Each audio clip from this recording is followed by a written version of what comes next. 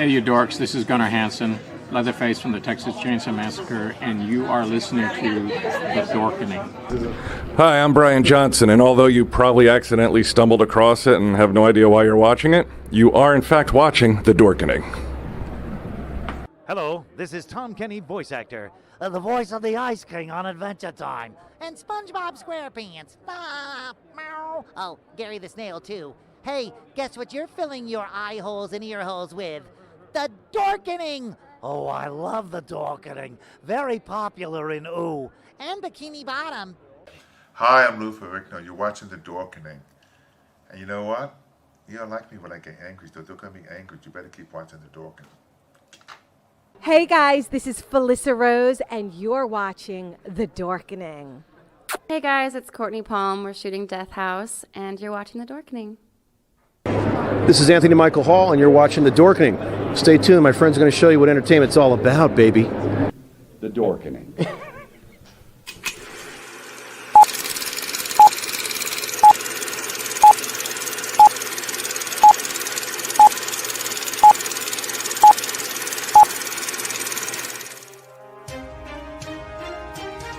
The Dorkening and all affiliated shows are not intended for anyone under the age of 18.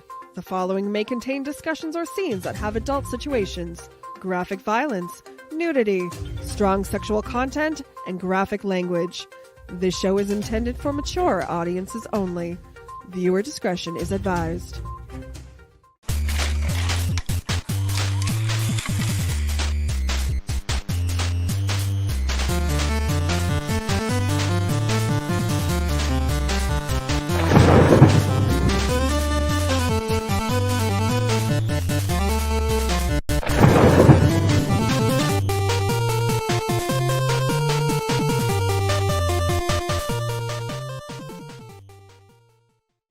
Rise and shine, my sinners.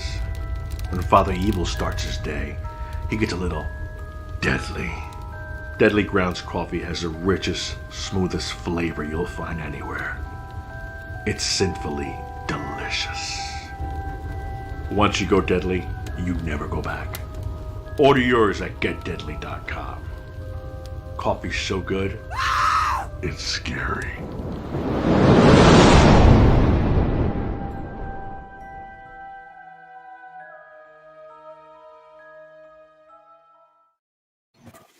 Happy Wednesday, all. Happy Loki Day, and we got an awesome show scheduled for you. My name's Leo. I'm the monkey behind the keyboard, and as always, powerful Brandon. How's it going? Hey, it's going, man. I don't know about where you guys are, but it sounds like Thor is calling down the wrath of the heavens himself in my neighborhood. Or could it be Throg? No, I'm pretty sure it's Thor. Thor? Okay. Steven. I am also doing well, and you know what? All I wanted was a Pepsi. Perfect. True. I haven't even watched the show, you buttheads. God. Why don't you make like a tree and get out of here? Make like a tree and leave. You look like such a damn idiot when you say that. Fucking monkey. Benjamin. Wait a minute. Happy Loki Day? Yeah, happy Loki Day. No. It's Wednesday, right? Yeah. Oh boy. So, Yes. wait. Yeah, we know it's Odin's Day. It's not. Well, no. Like, I was accustomed to Whip 'em Out Wednesday, not Happy Loki Day. Well, even fucking Prince Spaghetti Day. But I mean, there was a time in your life where you weren't familiar with Whip 'em Out Wednesday, yet you had no problem accepting that into your life. You want to bet on that? Mean, if you were bold enough to try something new back then, I think you can do it now, buddy. I believe in you. How's everybody doing? Doing great. You know, and we could just follow the mouse, which is they corporate sponsorship Mickey? and all. But Wait a minute. Whoa. Well, all right, you kill snakes, now you're following mice. I'm fucking worrying about you, Leo. well, that's how you get to the snakes. He's like a combination of Indiana Jones and a Pied Piper. It's fucking great. See, the snakes follow the mice. Kids. Listen, the only fucking mice I saw was fucking with the Pied Piper, man, you know? Oh, those were rats, huh? Yeah. The same shit, different smell. Yeah, right. Rats are just bigger mice. Oh, yeah. Or mice are Squirrels just smaller rats with rats. bigger tails. I mean, come on. So what I was gonna say is, if we're going full corporate sponsorship, according to Disney, Wednesday is the new Fridays. We could have said that. Meat is the new bread. They can go fuck themselves. I don't give a shit Listen, about that. we all get the rest of the week off. Listen, that honestly is like one of those things that has just like crawled up my ass sideways for years. Like I fucking mice? hate it. The mice, the metaphorical mice in this situation. Okay, I was just those being when people have like a different set schedule of days and they don't have like the weekend off, like 9 to 5ers with Monday through Friday, and so like they get Tuesday off and Thursday off. So on Tuesday they go, today's my Friday, and it's like no, it's still fucking Tuesday. It's still Tuesday. I used to work retail. I know the I feeling. did too. Okay. I worked retail. I was a manager, an assistant manager. I had to drive around to 4 different towns every single day to do daily reconciliation paperwork for 4 different sites. I get it. I'm just saying. Whoa. You were a Mr. Manager? I was. God help that store. Dude, I have been both Dante and Randall at different points in my life. You weren't even supposed to be here today, but here you are. So congratulations. Could have been worse. I could have been 36.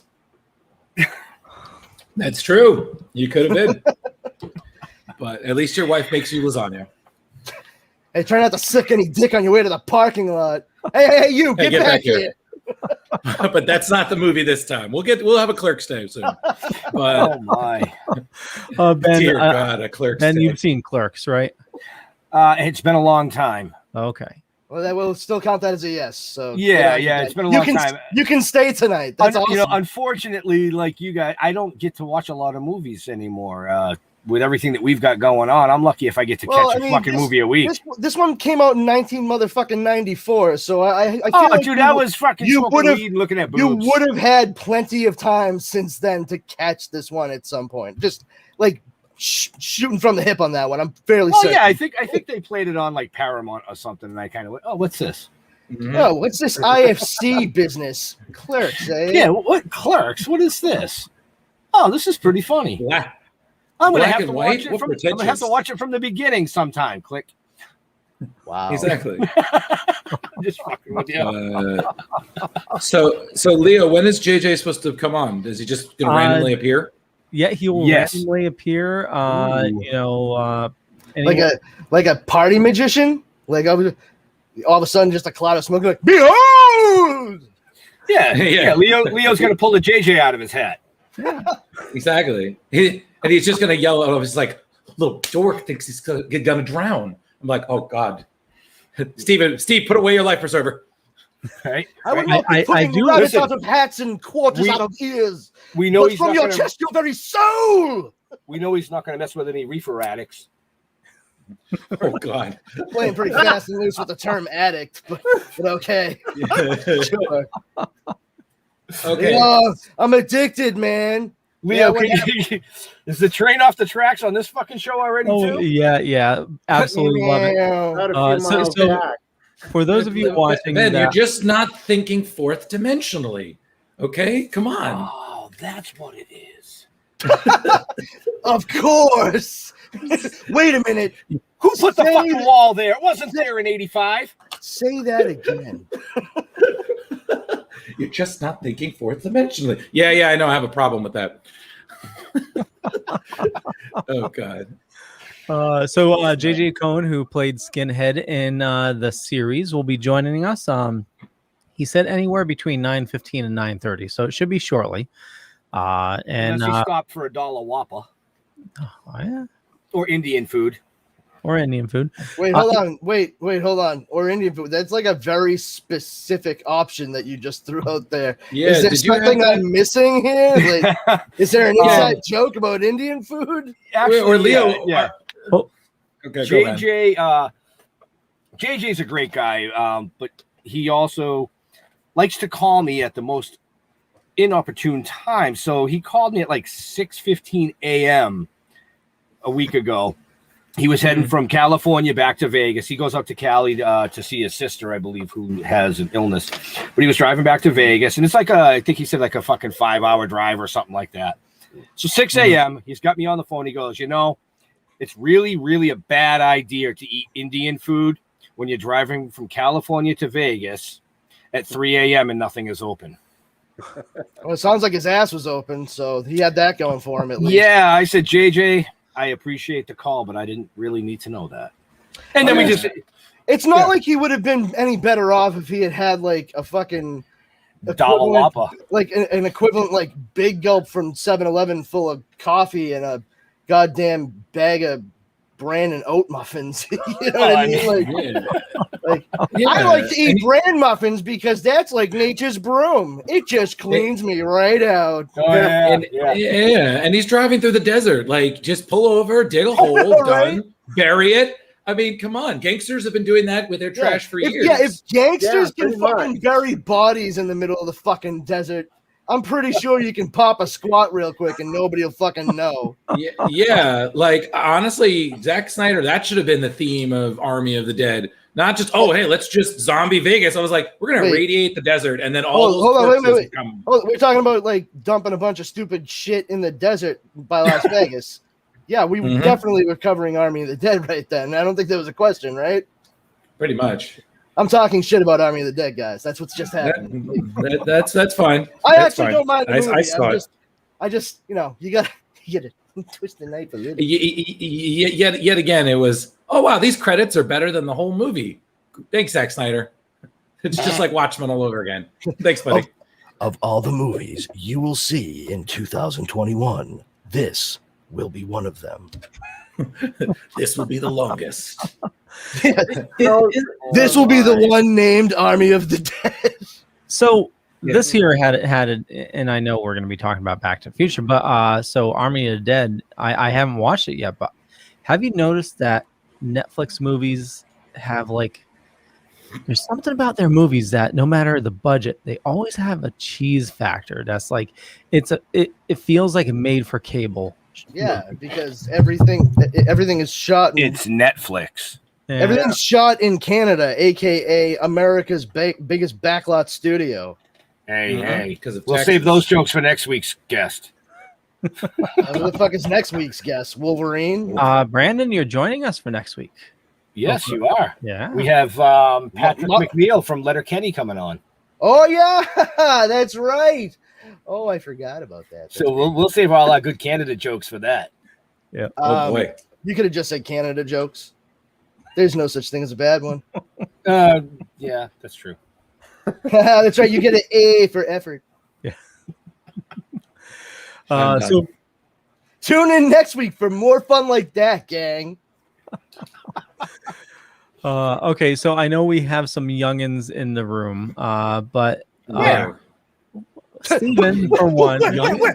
Under my chair. Well, there's an 18 plus. Yeah, I was going to say this was an no. 18 plus rating. Hold on. I'm getting to a point here. Yeah, get to your point before I call you out on it. I just like the. I like the. I like a little fucking slower. No, like I'm just gonna say, who here saw Back to the Future in the theater in '85? Okay, No. no.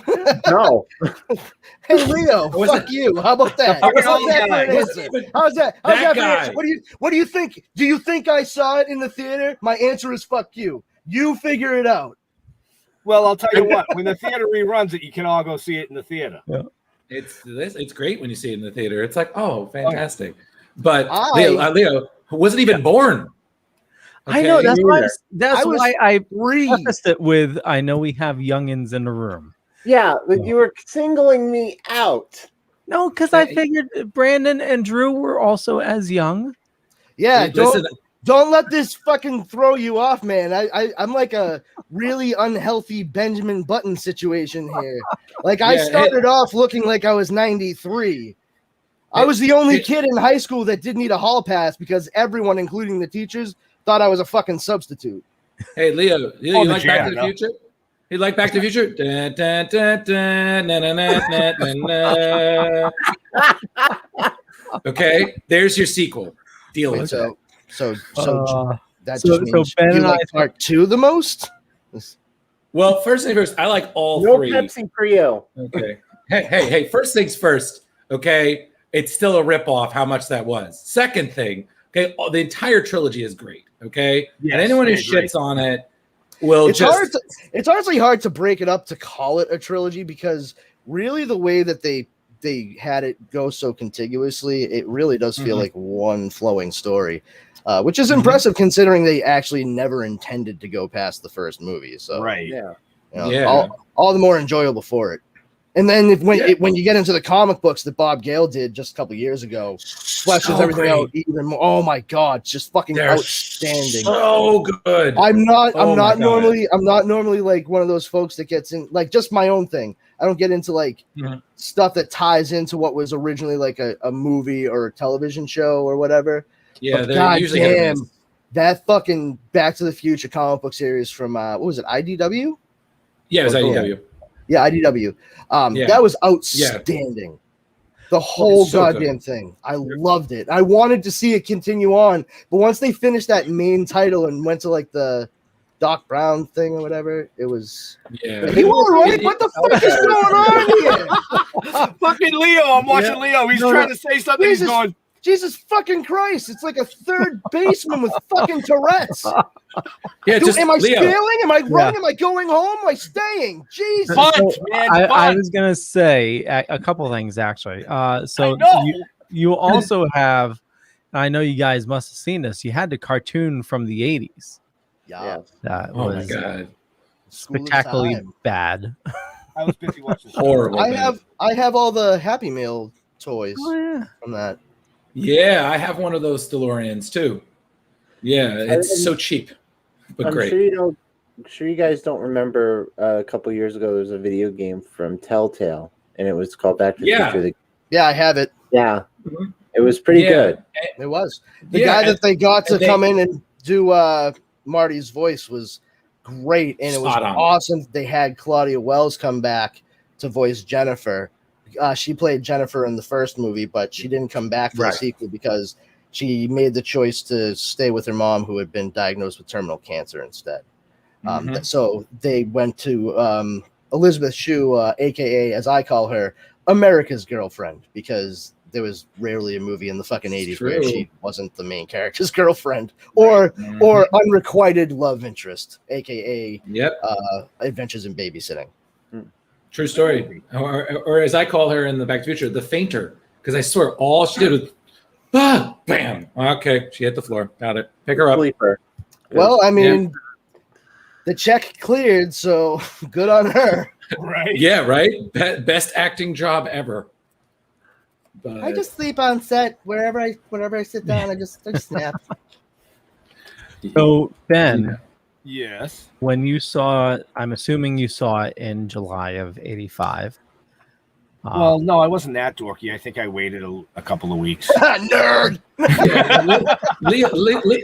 Leo, stop trying to carbon date the dude. Just tell a story. I did see it within the first couple of weeks. I don't generally try to go out the night it comes out or midnight the night before. I'd rather be sleeping. And I honestly don't like packed theaters. I kind of like. Yeah. I hate it when the movies I like are popular. That's bullshit. Right? If they're that fucking popular, I'll just wait till it comes out on DVD. What a fucking wonderfully curmudgeonly thing to say. It's just the go ahead, Leo. I'm sorry. Yeah. Go ahead. Yeah. I mean, it's crazy. I can remember the day exactly I saw the movie because it was. Dude, I can't remember yesterday. Are you kidding me? We had a show a half hour ago. I can't remember who the fucking guest was. I know. Well, I have those memories. Hey, Mersh, lay off the fucking pipe every once in a while. Just like no, that's just called old age, brother. It's just old age. Yeah, I mean, sure. Like, yeah, it's certainly,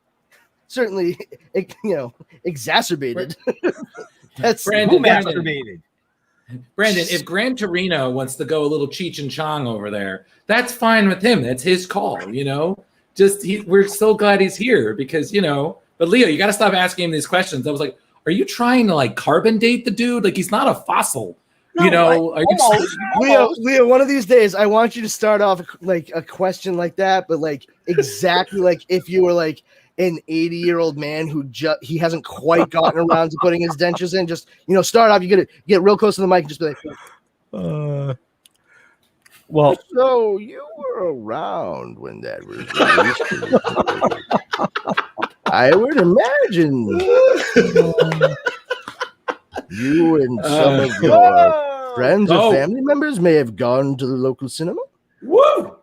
So speaking of devil, we're talking about Back to the Future right now, which is some of us enjoy the movie, some of us don't. Lie. You said, do you remember sitting in the theater and seeing it in 1985? And I was like, fuck you. I know I'm old, but come on. I mean, I don't know what your point there is, Ben. You're like, I know I'm old, but I don't remember that shit. Okay, so yeah, you're fucking old. You don't remember that shit. No. Kind of flies in the face. The attitude behind the comment. Is JJ frozen? No, I'm right here. I was just enjoying the intellectual back and forth between all of you. Yo, you call that intellectual? You're welcome. Gosh, you're a nice guy. Hi, everybody. Hi, Leo, Steve, Brandon, Drew, and Ben. Ben, you're back again. Yeah, I couldn't remember who we had on the fucking show a half hour ago, so I figured I'd stay on Leo's show. Hey, Angela. Hey, Jeremy. Look at all these people writing in. Jesus. Just real quick, I know we don't have you for too long, but I want to urge everybody, definitely go follow JJ. I got all his links in the show notes up above or down below, depending on where you're watching. Awesome. Thank you. He has something awesome going on right now, DORK Tours. And Steven, he's going to be in Westerly, Rhode Island coming soon, July 18th, 16th, the 17th, 18th. And you're also going to be in Massachusetts as well. Musquamacut Beach Drive in, the drive-in. Yeah, say it with confidence. You're right on. Say it. You got it, baby. Yeah, you're doing good, Leo. Keep it up. They're showing back thank you. Correct me if I'm wrong, JJ, but they're showing Back to the Future, and you're going to be there, right?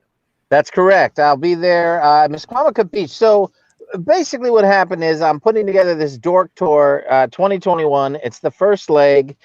I got off the phone with Ari Lehman one day. Ari Lehman is the guy that plays. Hi, Jeremy. See, I always interrupt. Sorry. Whenever I see somebody, I feel rude if I don't acknowledge them. You're doing great. Is that okay? Keep it up. Okay. Great. Yeah. It's my first time out of the asylum, so I'm a little nervous. You know, they haven't fed me yet. But but you anyway, still ended up here with a bunch of nut jobs like us. Okay, It's a lateral move at best. Maybe I should have said they put me in the asylum when they put me there. But anyway, JJ, don't worry. You're not going to drown. It's okay. Okay. Okay, Don't worry. fantastic. Thank you. So, if no one got that was a Back to the Future reference. But so so basically, Ari Lehman, the guy that played the boy in the lake, right? For Friday the 13th, the original. I was talking to him one day, and he said, "Hey, you know what? You haven't been to a lot of shows. You haven't done a lot of stuff in 10 years. You should check out these comic book and toy stores." So I thought, you know what? Let me go around, see if I can help the small businesses, bring business in, and just kind of create an atmosphere that's a little more familial, a little more personal than, say, a big con experience. So I'm doing 19 stores in 24 days. I start, like you say, I'm actually leaving tonight to go to Vegas. And then I leave Vegas for about a 4-day trip to head East Coast. I start the 15th, 16th, and 17th, and 18th in Westerly, Rhode Island. 6:30 to 9 at the Misquamicut Beach Drive-In. But during the day on Saturday and Sunday, the 17th and 18th, on the 17th, I'll be in Uxbridge, Massachusetts at Great Stories Comic and Gamings. On Sunday, I'll be in Putnam, Connecticut at Wonderland Comics. And then from there, Monday's a travel day. Tuesday, I'll be in West Lebanon, New Hampshire. Wednesday in South Portland, Maine. Thursday in Somerville, Massachusetts. Then Saturday goes to Morgantown, West Virginia. Sunday is Columbus, Ohio. I'm 56, man. I don't know if I'm going to make it through the whole thing, to be honest. Columbus, Ohio. So if any of you live in Columbus, it may be ending there in case I need a place to stay. And then Monday and Tuesday are travel days. Wednesday I'll be in Bellevue, Illinois. Thursday I'll be in Jacksonville, Illinois. Then Saturday I'll be in Fort Dodge, Iowa. Sunday I'll be in Sioux City, Iowa. Monday I'll be in Omaha, Nebraska. I'm almost done. Tuesday I'll be in Wichita, Kansas. I'm sorry, that's a travel day, Tuesday. Wednesday I'll be in Wichita, Kansas. Well, he'll be in Wichita if there's a tornado. Yeah, don't go to Wichita on Tuesday. Go on Wednesday. And then Thursday will be Tulsa, Oklahoma. Friday's travel day, and then Saturday, rounding it off, will be Lobo Anime Comics and Gaming in Albuquerque, New Mexico. And if you missed any of that, he has a nice blue picture on his Instagram with all the dates, and I do. Down below. Yeah, right, I do. And some of those times may change, but if anybody's really interested, for the 4,000 listeners who are out there, who are tuning in, 4,000. Yeah. That's right, guys. I said 4,000. Where's that light coming from? Is that God trying to talk to me? What's going on? Do you guys see that? Do you guys see the light? Oh yeah, we do. Go into the light. Shiny. Go into the light. It's the cops. They're like, you can't be parked here. I don't want to surprise you, but you may have been grossly misinformed about what the sun is, because that's what that light is. Am I the only one in my car? Yeah, apparently I am. Yeah. Steve, let me ask you something. What are you doing? You seem to lead the dork thing, and I see Super Retro. When I think of Super Retro, I think of RetroGeek.com. Do you have anything to do with that? Oh, No. okay. The Leo. Trying to point. The other way. It's the other way. You should have been like super aggressive against that retro geek, whatever. You should have been like, no, fuck those guys. They know what they did.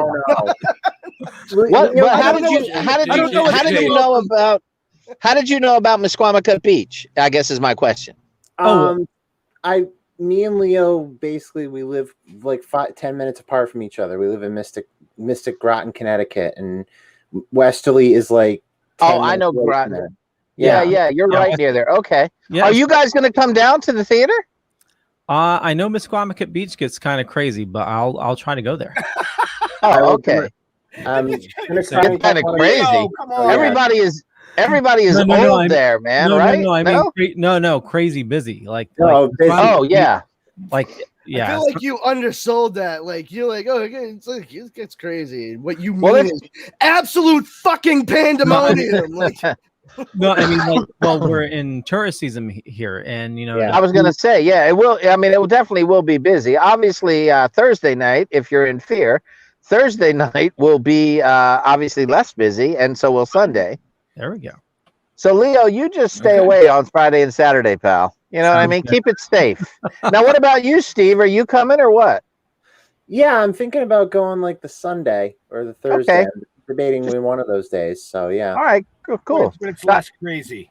Let me just tell you real quick before I go, because I go ahead. I feel you're going to wrap it up, Leo, and tell me to get the hell out. I was just going to say, I should have prefaced it with, like the traffic around Misquamicut. I mean, there are some times where it'll take you a couple, even though we're like 15 minutes away, the traffic is so crazy, it'll take a couple hours to get there. Oh, yeah, I see. I know what you're talking about. Insane, and everything gets tied up. Go ahead, Drew. Okay, so I just had, just before you go, I want to think, like, I'm sorry, I know it's so brief and whatnot. I just had one question. Like, again, you were in all three of the Back to the Future films, which is awesome because they're all, as we were just talking, doesn't really feel like they're three separate movies. It's just like just one long movie that someone was easily able to cut into equal pieces. Can you just share like a brief funny story behind the scenes that probably we don't know about, or our viewers might be like, oh, wow. So we can watch the movie later and be like, see, right behind there, I know a story that none of you suckers know. Yes, I can. Next question. Sweet. Yes. Oh, that was it. Okay, gotcha. Yes. Well, actually, there's a couple things. Thank you for the question, Drew. So you mentioned I'm one of six. So I'm only one of six people in all three movies, right? And for those who are diehard Back to the Future fans, you know that I was the original choice for Biff. So here's one of the behind-the-scenes stories that maybe some of you know or don't know. When I first auditioned for it, when it went to, they wanted me for the role of Biff. I was the first choice, and they wanted Michael J. Fox. He could not. He was doing Family Ties at the time. Do you all know this story that I'm telling you right now? I mean, I know the contractual stuff with Family Ties was okay. So I'm going to throw a little twist at the end. Let's see if you know that part. So for the people that don't know this part, Family Ties, Michael J. Fox, they wanted him from the beginning, from Marty McFly, and they could not get him because the producers from Family Ties would not let him out of the contract to shoot this movie while he was doing the same. So they hired Eric Stoltz. And because they hired Eric Stoltz, Eric and I are the same height.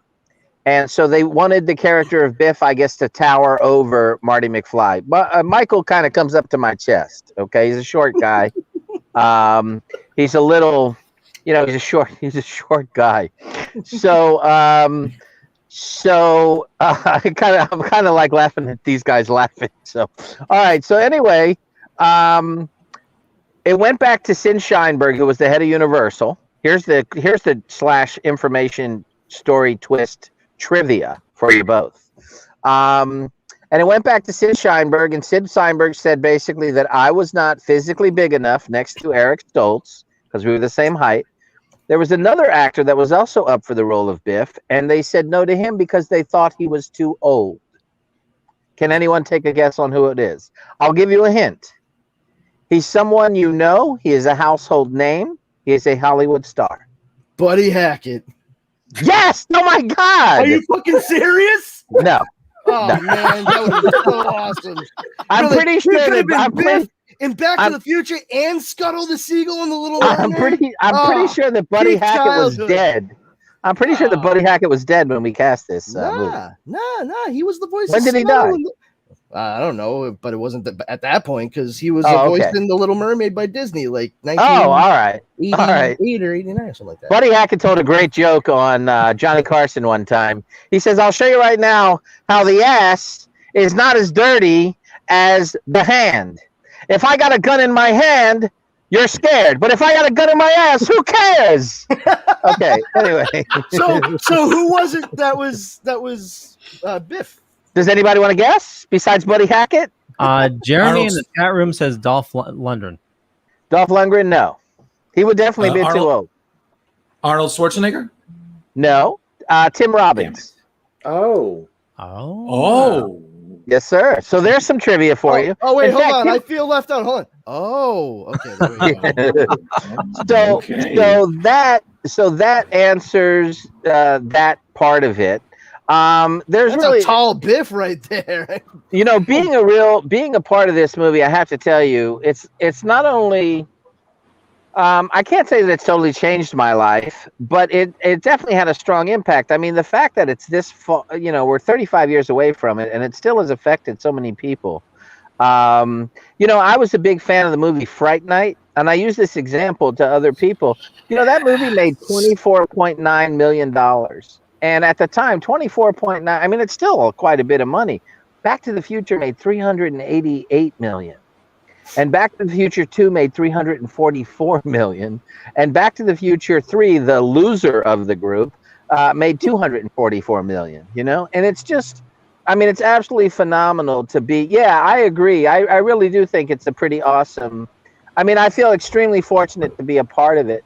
I did want to talk about this. I really don't want to take up a lot of your guys' time because I know you guys were interviewing the other people. No, you're doing great. Man. Take all the time. Go. Okay, they don't want you to leave, JJ.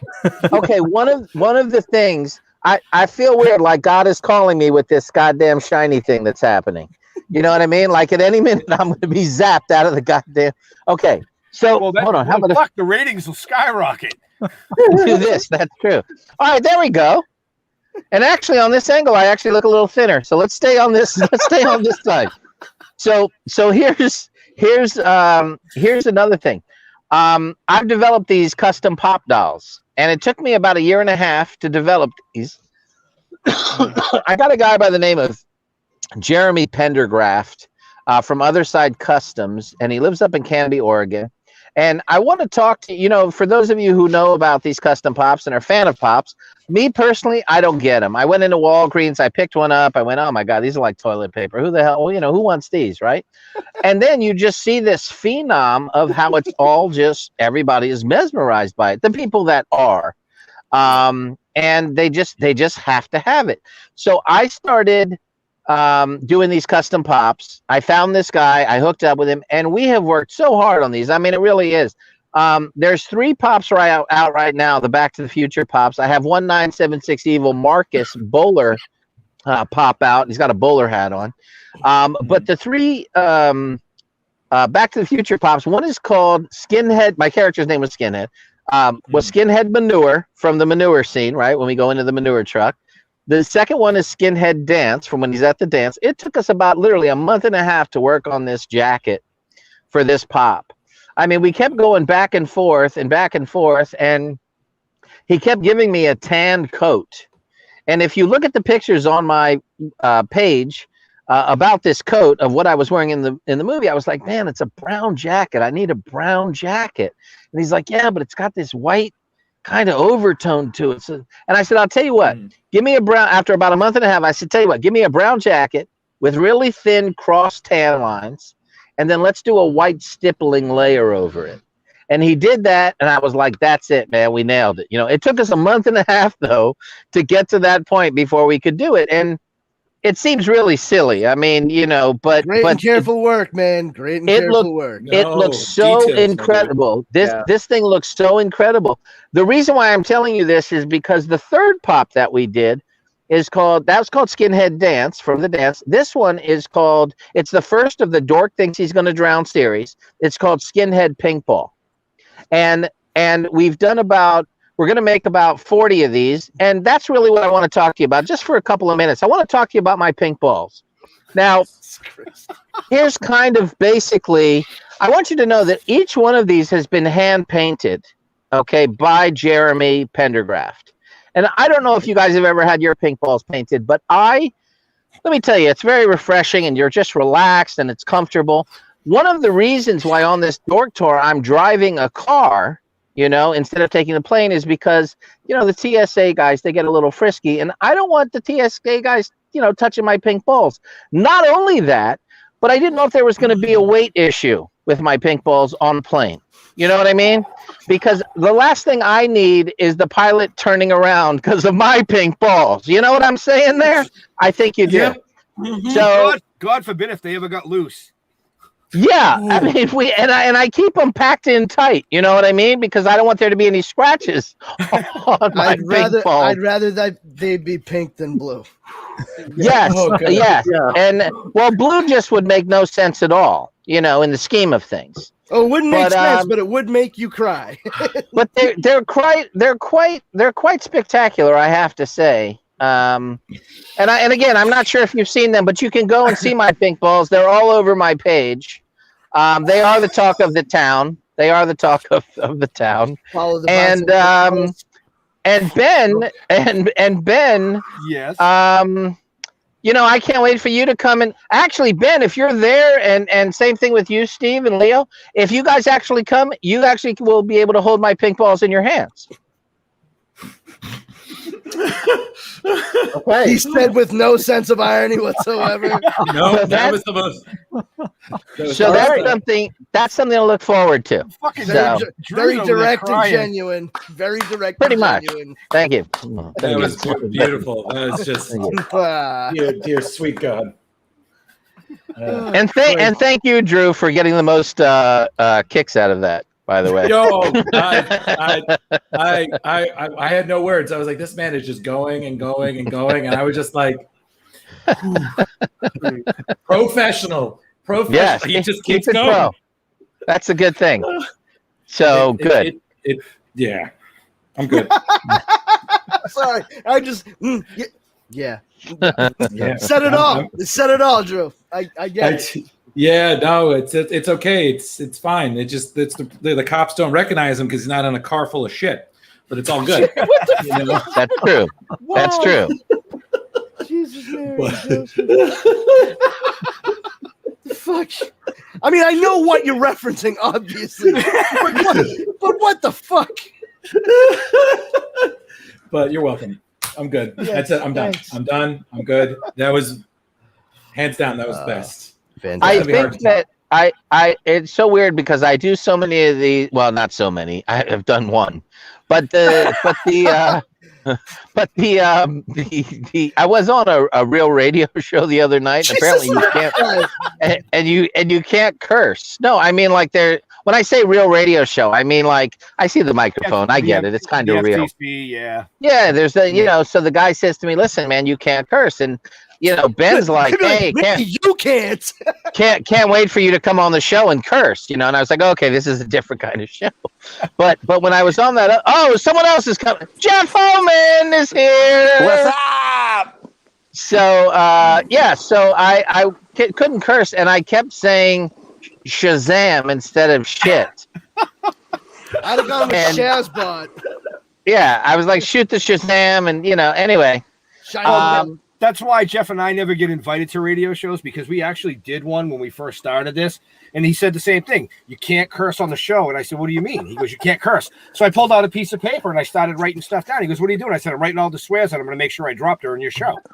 Well, yeah, but I thought you were going to say I'm going to write down the curse words so I don't have to say them. The second you started saying that, Ben, like I pulled out a piece of paper. I was like, oh my fucking God. All I could think of was Johnny Dangerously and Maroney standing up in court, just like you fucking ice hose from the FCC for that.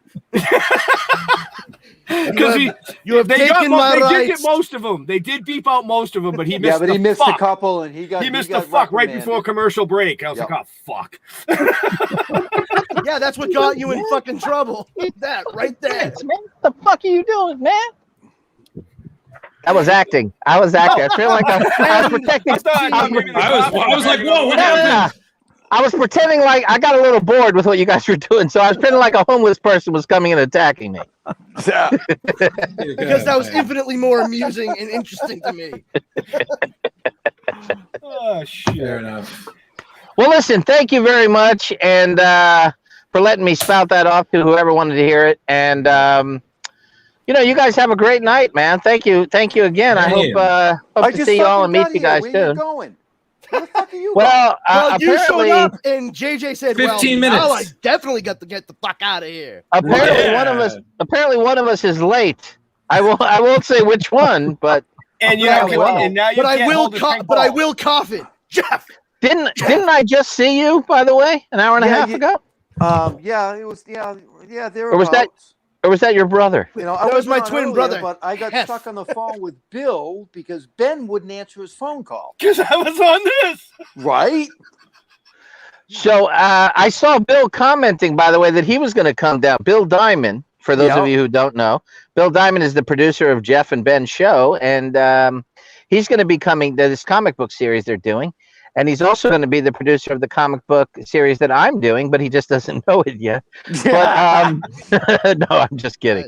But he said he's coming down in the last show that we did, and he's going to come down there to the, I don't know, one of the locations, I guess, and say hi. Right. So that'll be cool. Right? Yeah. Yeah, because I think you're going to be local to where he's at. So. Correct. And I said to you that me, you, Dave, and John Fiore will all go down with baseball bats. That's correct. Whoa! What the fuck? What? I need to turn. What the hell? I need. Well, it's because the security. I need security. Yes. Yes. You like made me think that I like literally just missed like a chunk of conversation, but I know you just went immediately to fucking baseball bats, right? Like, yeah, that was not from a beat fucking skipped. That was from the a last show. conversation. Yeah, that was the last show. It was conversation in the last show, and he brought up the pink balls. So now we have balls and baseball bats. We're all good. Yeah, that all tracks. Just be happy that the baseball. Get away from me, man! What the fuck's going on, man? What are you doing here? Okay, sorry. Just real quick, JJ, will you have the pops at any of the shows? I'll have the pops at all the shows while supply lasts. Okay. I said while supply lasts. I meant supplies, plural. Just the one. Just by the way, I also do have, and I'm not kidding. I actually do also have little pink balls that have Dork thinks he's gonna. I mean, I have little pink balls, but I also have little pink balls that say Dork thinks he's gonna drown on them.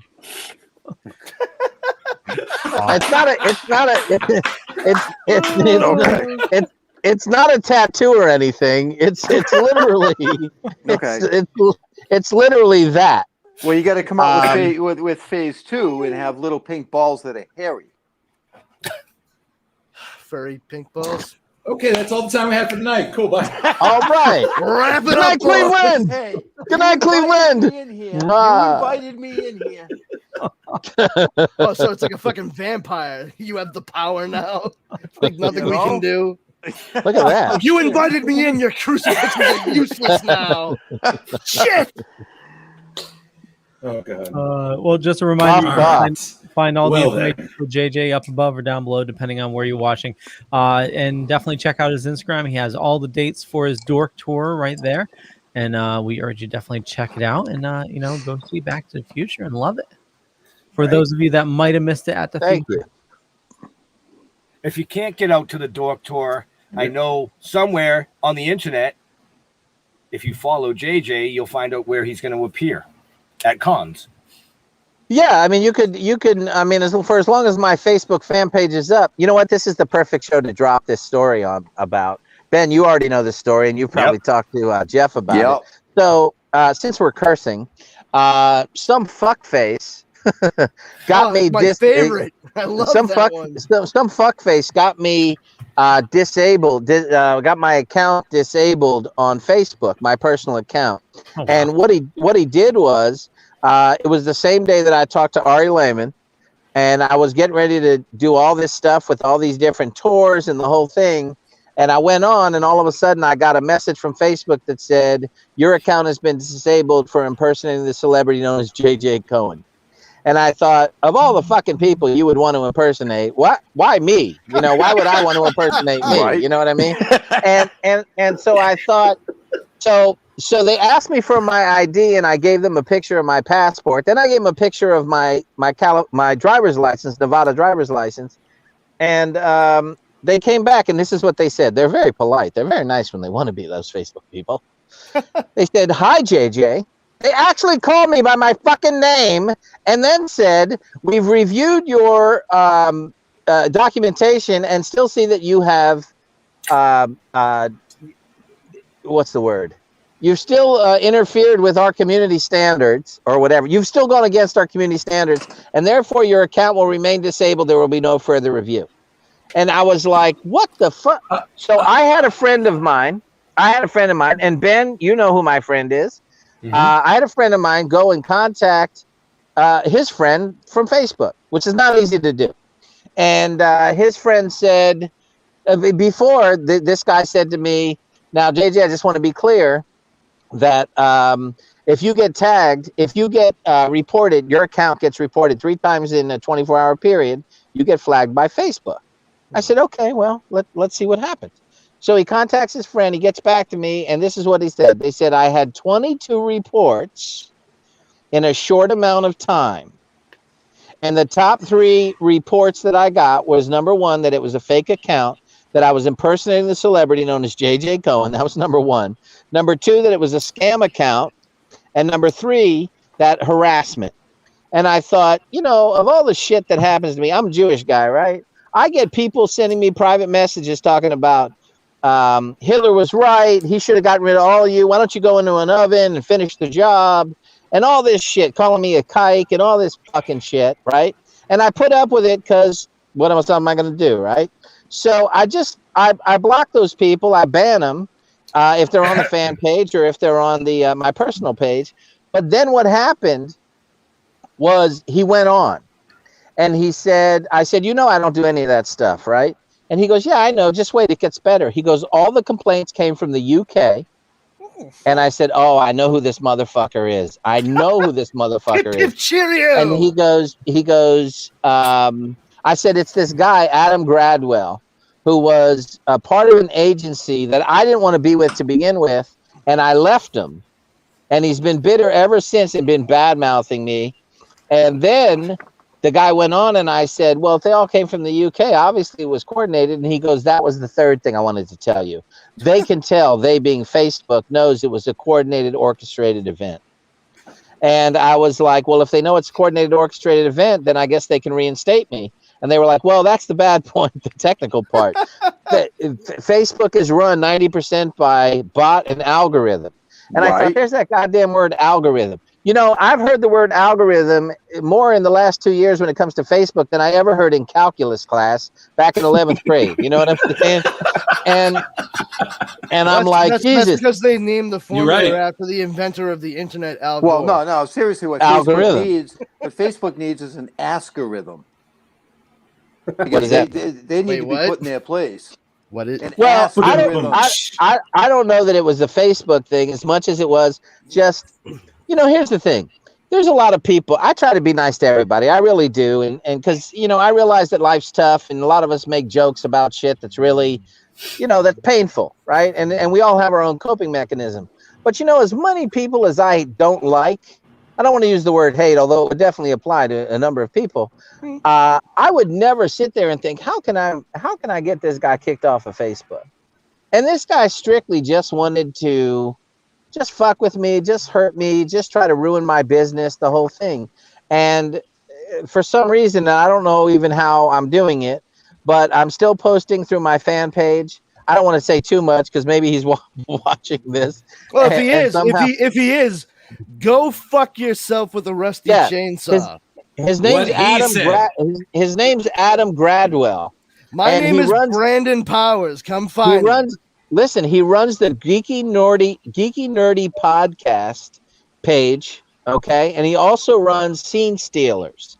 So what happened real quick was there was a fan that I had of Back to the Future. His name was Roy Swansborough. Roy seemed like a top guy, as they say in England. Oh, you're a top guy, mate. Mm-hmm. So he seemed like a top guy, and he was a friend. We kind of had chats, and everything was cool. Next thing I said to him, I said, hey, if you can book me on any cons in England, or the UK, I'll give you 10% of whatever I make. And he said, oh, okay, sounds good. Next thing I know, he forms a fucking agency with this guy called Scene Stealers, with this guy, Adam Gradwell. Dominic Pace, who's a really super nice guy, and this other guy, somebody from England, Pope from one of the local TV shows there, were the first 3 clients they had. Now they've got all these Back to the Future people, and I mean, they got the fucking, they got the prop guy from Back to the Future as a client, and they got the publicist, no offense to the crew. I was crew for 3.5 years, but who the hell wants to hear from the crew? But anyway, so they got these, they got these people as clients, and I mean, I guess, listen, behind the scenes stories are always fun and interesting. So I don't really mean to badmouth those guys, but what I'm trying to do is badmouth the level of this agency because they're punks. They're a bunch of fucking punks, and this guy also, when I got a private signing last year, he tried to badmouth me to this private signer that I already signed a contract with. He tried to badmouth me to another private signer that wanted to do a contract with me. Again, his name's Adam Gradwell. He's a total fucking punk. And to be honest, I don't even know if he's totally 100% behind it, but I don't give a shit. He's still a punk because I know this other shit that he did do that I'm telling you, this he really did do. And he sent people messages about JJ Cohen. He's a bad guy, man. He acts like he's a great guy and he's this and that, but he's a bad guy. He turns on you. He'll throw you under the bus and any, all this kind of shit. And I'm like, who, dude? Who have I thrown under the bus? There's a couple cast members. I think I told Ben some of these stories because Ben and I are kind of tight. We talk a lot about stuff. Really what it is I air my grievances to Ben. But especially Indian food. You're not alone. Especially Indian food at 6 a.m. Yeah, Indian food. Oh, that's another old story.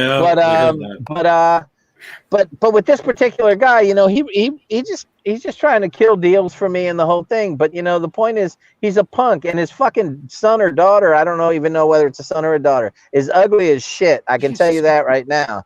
Go look at his picture. His profile picture is a picture of him and Bob Gale because he thinks he's somebody now because he interviewed Bob Gale. But go look at a picture.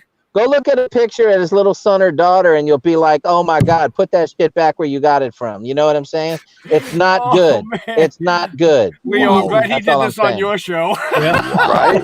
Wow. Fucking wankers. It's not good. So anyway, how you guys doing? Great. So in closing, fuck that guy. Yeah, I mean, it just seemed like this was the right forum to kind of air that out. But you're not wrong.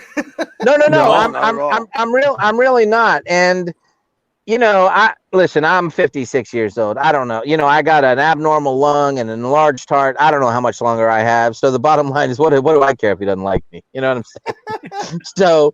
so I'm not saying I'm getting ready to check out any day now, but I'm just saying that. Hey, did I mention I'm going on a dork tour that probably no one's going to show up to now? You might be surprised. Damn. So anyway. Yeah, I guess really what my message is and all that is if it can happen to me, it can happen to anybody, and somebody else probably doesn't get asked to come on to a show and talk about it. So, don't let people do that shit to you. That's the bottom line, Pick your spots and stand up for yourself. Do the right thing. Try to rise above it if you can. I've tried to rise above it everywhere, but to be honest, Powerful Brandon, is it? You were cursing and saying fuck so much that I was like, I got to tell the story now next to this guy. Dude, I'm an Irish, Scottish, Ashkenazi kid from Boston. Like, fuck. You got a lot going on there. Fuck is my chisel through so the much English going language. on. Yeah, like there's just so much quirky humor and guilt. It's amazing. Yeah. I say fuck meaning very. Fucking is very. You know what I mean? The word very. It's so many things to me. That's fucking great. That's very great. It's an adjective. It's an adverb. It's a verb. Lot. It's a lot going on. But anyway, back to the thing. Yeah, if you see that guy, man, feel free to punch him in his fucking face. And hey, it's from my buddy JJ Cohen. Yeah, trust me, you talk to that guy for a few minutes, you won't even be able to understand what the fuck he's saying. You want to punch him yourself. He's close to. I got some Scottish I won't be friends. able to understand what he's saying because somebody else just punched him in the fucking mouth. Before I saw him. This guy's such an ass. You see him? He's just like, "Oh my fucking mouth!" He's like, "Oh." But the other thing was, wow, I really stepped into a violent show here. The other thing is, I'm sorry, Jeff. The other thing is, right before this happened, there was a guy from the UK who I don't know, and this is the kind of shit I think that started to kind of piss me off about it. I don't care what you say about me, but you know, people that know my story know that I took myself out of everything for 10 years to take care of my mom. And this dude from the UK, man, came on and started talking shit about my mom, who he doesn't fucking know. Nope. And he made some kind of comment in a private message to me about, man, why don't you go back in your mother's pussy and go back where you came from and that whole fucking thing. And I was just like, you know, I couldn't believe this guy was even mad for so many reasons. I couldn't believe this guy went that far. Attack. Two, if you're gonna make a joke, be funny. I don't even know. Put the baseball bat. Well, here's what he said. Here's what he said, and this is how I dealt with it. He said something about you little asshole or something like that, and my comment back was, you must have the wrong guy. I'm not little, you know, and that was basically it, because I get comments like this all the time, man. And it's hard because, you know, the truth of the matter is I came on Facebook. I got on Facebook like most people got on Facebook. Okay. You follow a porn star? Oh, wait. Sorry. That's not is that your thing? Never mind. I got on Facebook Stormy because had nothing to do with it. I got on Facebook because most people said to me, hey, man, you can get in touch with all the people you went to high school with. And my first reaction was, oh, awesome. My second reaction was, I hated those people I went to high school with, you know? I was really hoping your reaction was going to be, so many of them owe me so much money. You're with me. Drew understands what I'm talking. And Steve, I know you know what I'm talking about, right? So then I was like, well, I don't really want to get in touch with them. And what happened was my ego got the best of me. I came on. I was just over a broken marriage, so I was needy, and I was what's the word? I was needy. Needy. That's a good one. So I was needy. And all of a sudden, people were requesting my friendship. I was like, oh God, it's so great to be loved. Oh, are you JJ from The Principal? Oh, you were great as White Sack. The way you raped the teacher and this and that. You know, that's actually a compliment, believe it or not, if you see the movie. But, you know, I had these fans, and I was like, oh, let me see if I can get to 5,000. Baseball bats. That's my goal. Let me see if I can get to 5,000. So I had 5,000 people, and I was like, oh, look at all these people that love me and admire me. And then you know what happened? Like normal, when you have too many people that you don't know, fucking I'm posting on my wall, and then people want to give me their opinions about my posts. You know, everybody's going through it with Facebook, right? And I'm like, I don't care about this guy's opinions. Obviously, he doesn't care about mine. Why am I engaging in this? So what happened was I made the mistake of trying to act like I was a celebrity and I loved everybody. And when I took myself out of doing cons to take care of my mom, I got rid of everybody. I was like the little kid who has the disease from his living room, looking out and watching everybody else playing the games, but I can't go out and play. So I didn't want to see pictures of other cast members of movies that I've been in with the general public, you know, taking selfies and shit, because I couldn't participate. And I felt left out, and it made me really sad. Not to mention my mom was dying, so that also made me sad. So the bottom line was I was sad. No, but the bottom line was that he was sad and he was needy. Surely, yeah, I was sad and I was needy, and Facebook provided something, and then it didn't. And so what happened from 2010 to 2015, I got rid of everybody. I blocked them. I banned them. I had 300 people. And it was wonderful, man. I knew your wife's name. I knew your girlfriend's name, your husband's name. I knew your kids' names. And it was fantastic. And it was the kind of Facebook that I wanted to create. The negative and then delete. And then my mom died in 2016. And in 2019, they asked me to do cons again. And I started doing cons again. And all of a sudden, 5,000 people again, right? And then after 5,000 people, I had 2,700 pending friend requests. Only this time, the ego didn't give a shit about it. It was more like, how am I going to manage these people, you know? Or how can I help them? And if they don't want to be helped, how can I move them along? I never post any political shit at all. I never posted anything that was divisive. Anytime I posted anything that was political, I would always it was always meant to be a humorous post. And you know, like Trump, I'm not pro or anti-Trump. I'm just American, period, right? And so the people who feel the same way I do understand that statement.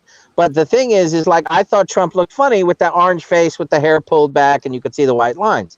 So I would post that picture and I would say something like, This is not a political post. This is a humorous post. And then I would post something about Biden, and I would say the same thing. I'd have to clarify it, right, each time. So I never got into the political shit or whatever. So again, when my account got disabled, I was just like, why didn't they come to me and ask me the questions? I just felt like another injustice had been done. Mm-hmm. And to be honest, I was really distraught over it because it really fucked up my business for a long time. And then I just kind of sucked it up and said, you know what? It's God's world and it's not mine. And just let's deal with it. So I started an Instagram account. Turns out I already had an account on there. I got 300 people. I had 18,000, just so you know, on my Facebook fan page. But I had all these people, and I was like, well, if I don't have an account, I'm just going to have to start over because I can't even get on my fan page anymore with 18,000. So here we are. Let's make the best of it. And that was it, man. I didn't get caught up in it. I was upset. I was angry. I'm still a little bothered by it. You don't say. Well, it's funny you say that because I'm actually less bothered by it. That first of all, there's a lot of testosterone in this group of 6-7 people right here. Okay, pretty bold of you to presume I produce. I don't know, my levels are pretty low right now. when I'm around, you know, guys that are like, you know, cursing and whatever, the anger side of me comes out more for sure. You know what I mean?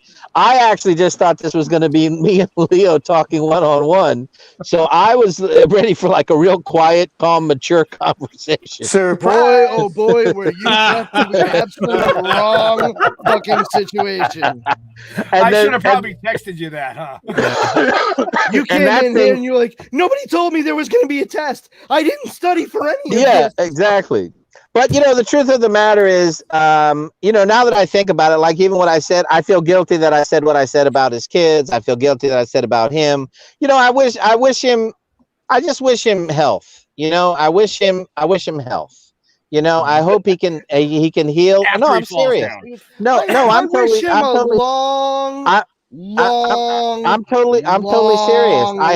I hope he can find the peace in his heart to forgive whatever he thinks I did to him, so he can just not be angry about it and act out. Because what he did was he got at least 3 other people. He didn't get 22 people. He got 3 other people in on his thing to hurt somebody else. And I just think that's kind of a vicious thing to do. It is vicious, you know, but I you know, somebody told me something a long time ago, and it's success breeds contempt. It's just but he's not successful.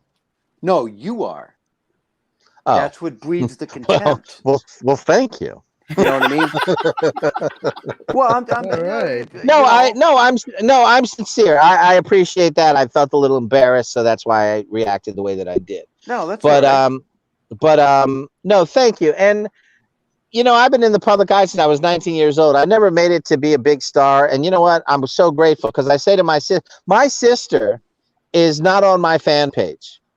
And she has been blocked from my personal page when I had one. And she's like, why do you block me? And I go, honestly, because you come on there and you start posting things about my childhood and this and that. And I'm like, there are people that are really vicious that are going to come start targeting you. And that's what they did. They started sending her messages that were targeting her. And I said, you're blocked. You're no longer on my page. I don't want people knowing who you are, because I'm protecting you. And she didn't get it at first until all this shit happened in the last 6 months. And now she's like, wow, I had no idea. I mean, my quote unquote celebrity, my star, is not that big. But the fact of the matter is it's big enough that it still targets a lot of fucking haters. What I found out going from 300 to the 5,000 and the 2,700 is I have a shit ton of fans and lovers. But I also somehow accumulated a lot more haters too. And I don't even really know where a lot of them came from, but they are who they are. And you know what? They can suck my pink balls. No, there you go. Right. And I got a baseball bat for you. Yeah, there you go. Hey. There you go. So, but you know, the truth of the matter is being here on Facebook too, I met people like Ben, you know, and I met people like Jeff. And now I've met Leo, and now I've met you other guys too. So, I mean, how bad of an experience can it be? You know, like I say, I'm 56. I got the anger. You know, I'm human. I'm going to have a full range of emotions, but I don't want to live there. You know what I'm saying? I want to express it, be done like I just did, and I'm done. And now we can joke about it and move on. And I'm sorry, I really did only want to come on for 10 minutes. I didn't mean to monopolize the whole thing, which This feels has like been I did. great. Please don't apologize, man. The whole You've show been was dedicated fantastic. to. Well, you guys are gonna make me cry now. I'm telling you, it's a full range of emotions. I'm not kidding. When you get to be 50, we can do our damnedest to make you cry. We don't have to say nice things either. But like, you look weird and your mother dresses you funny.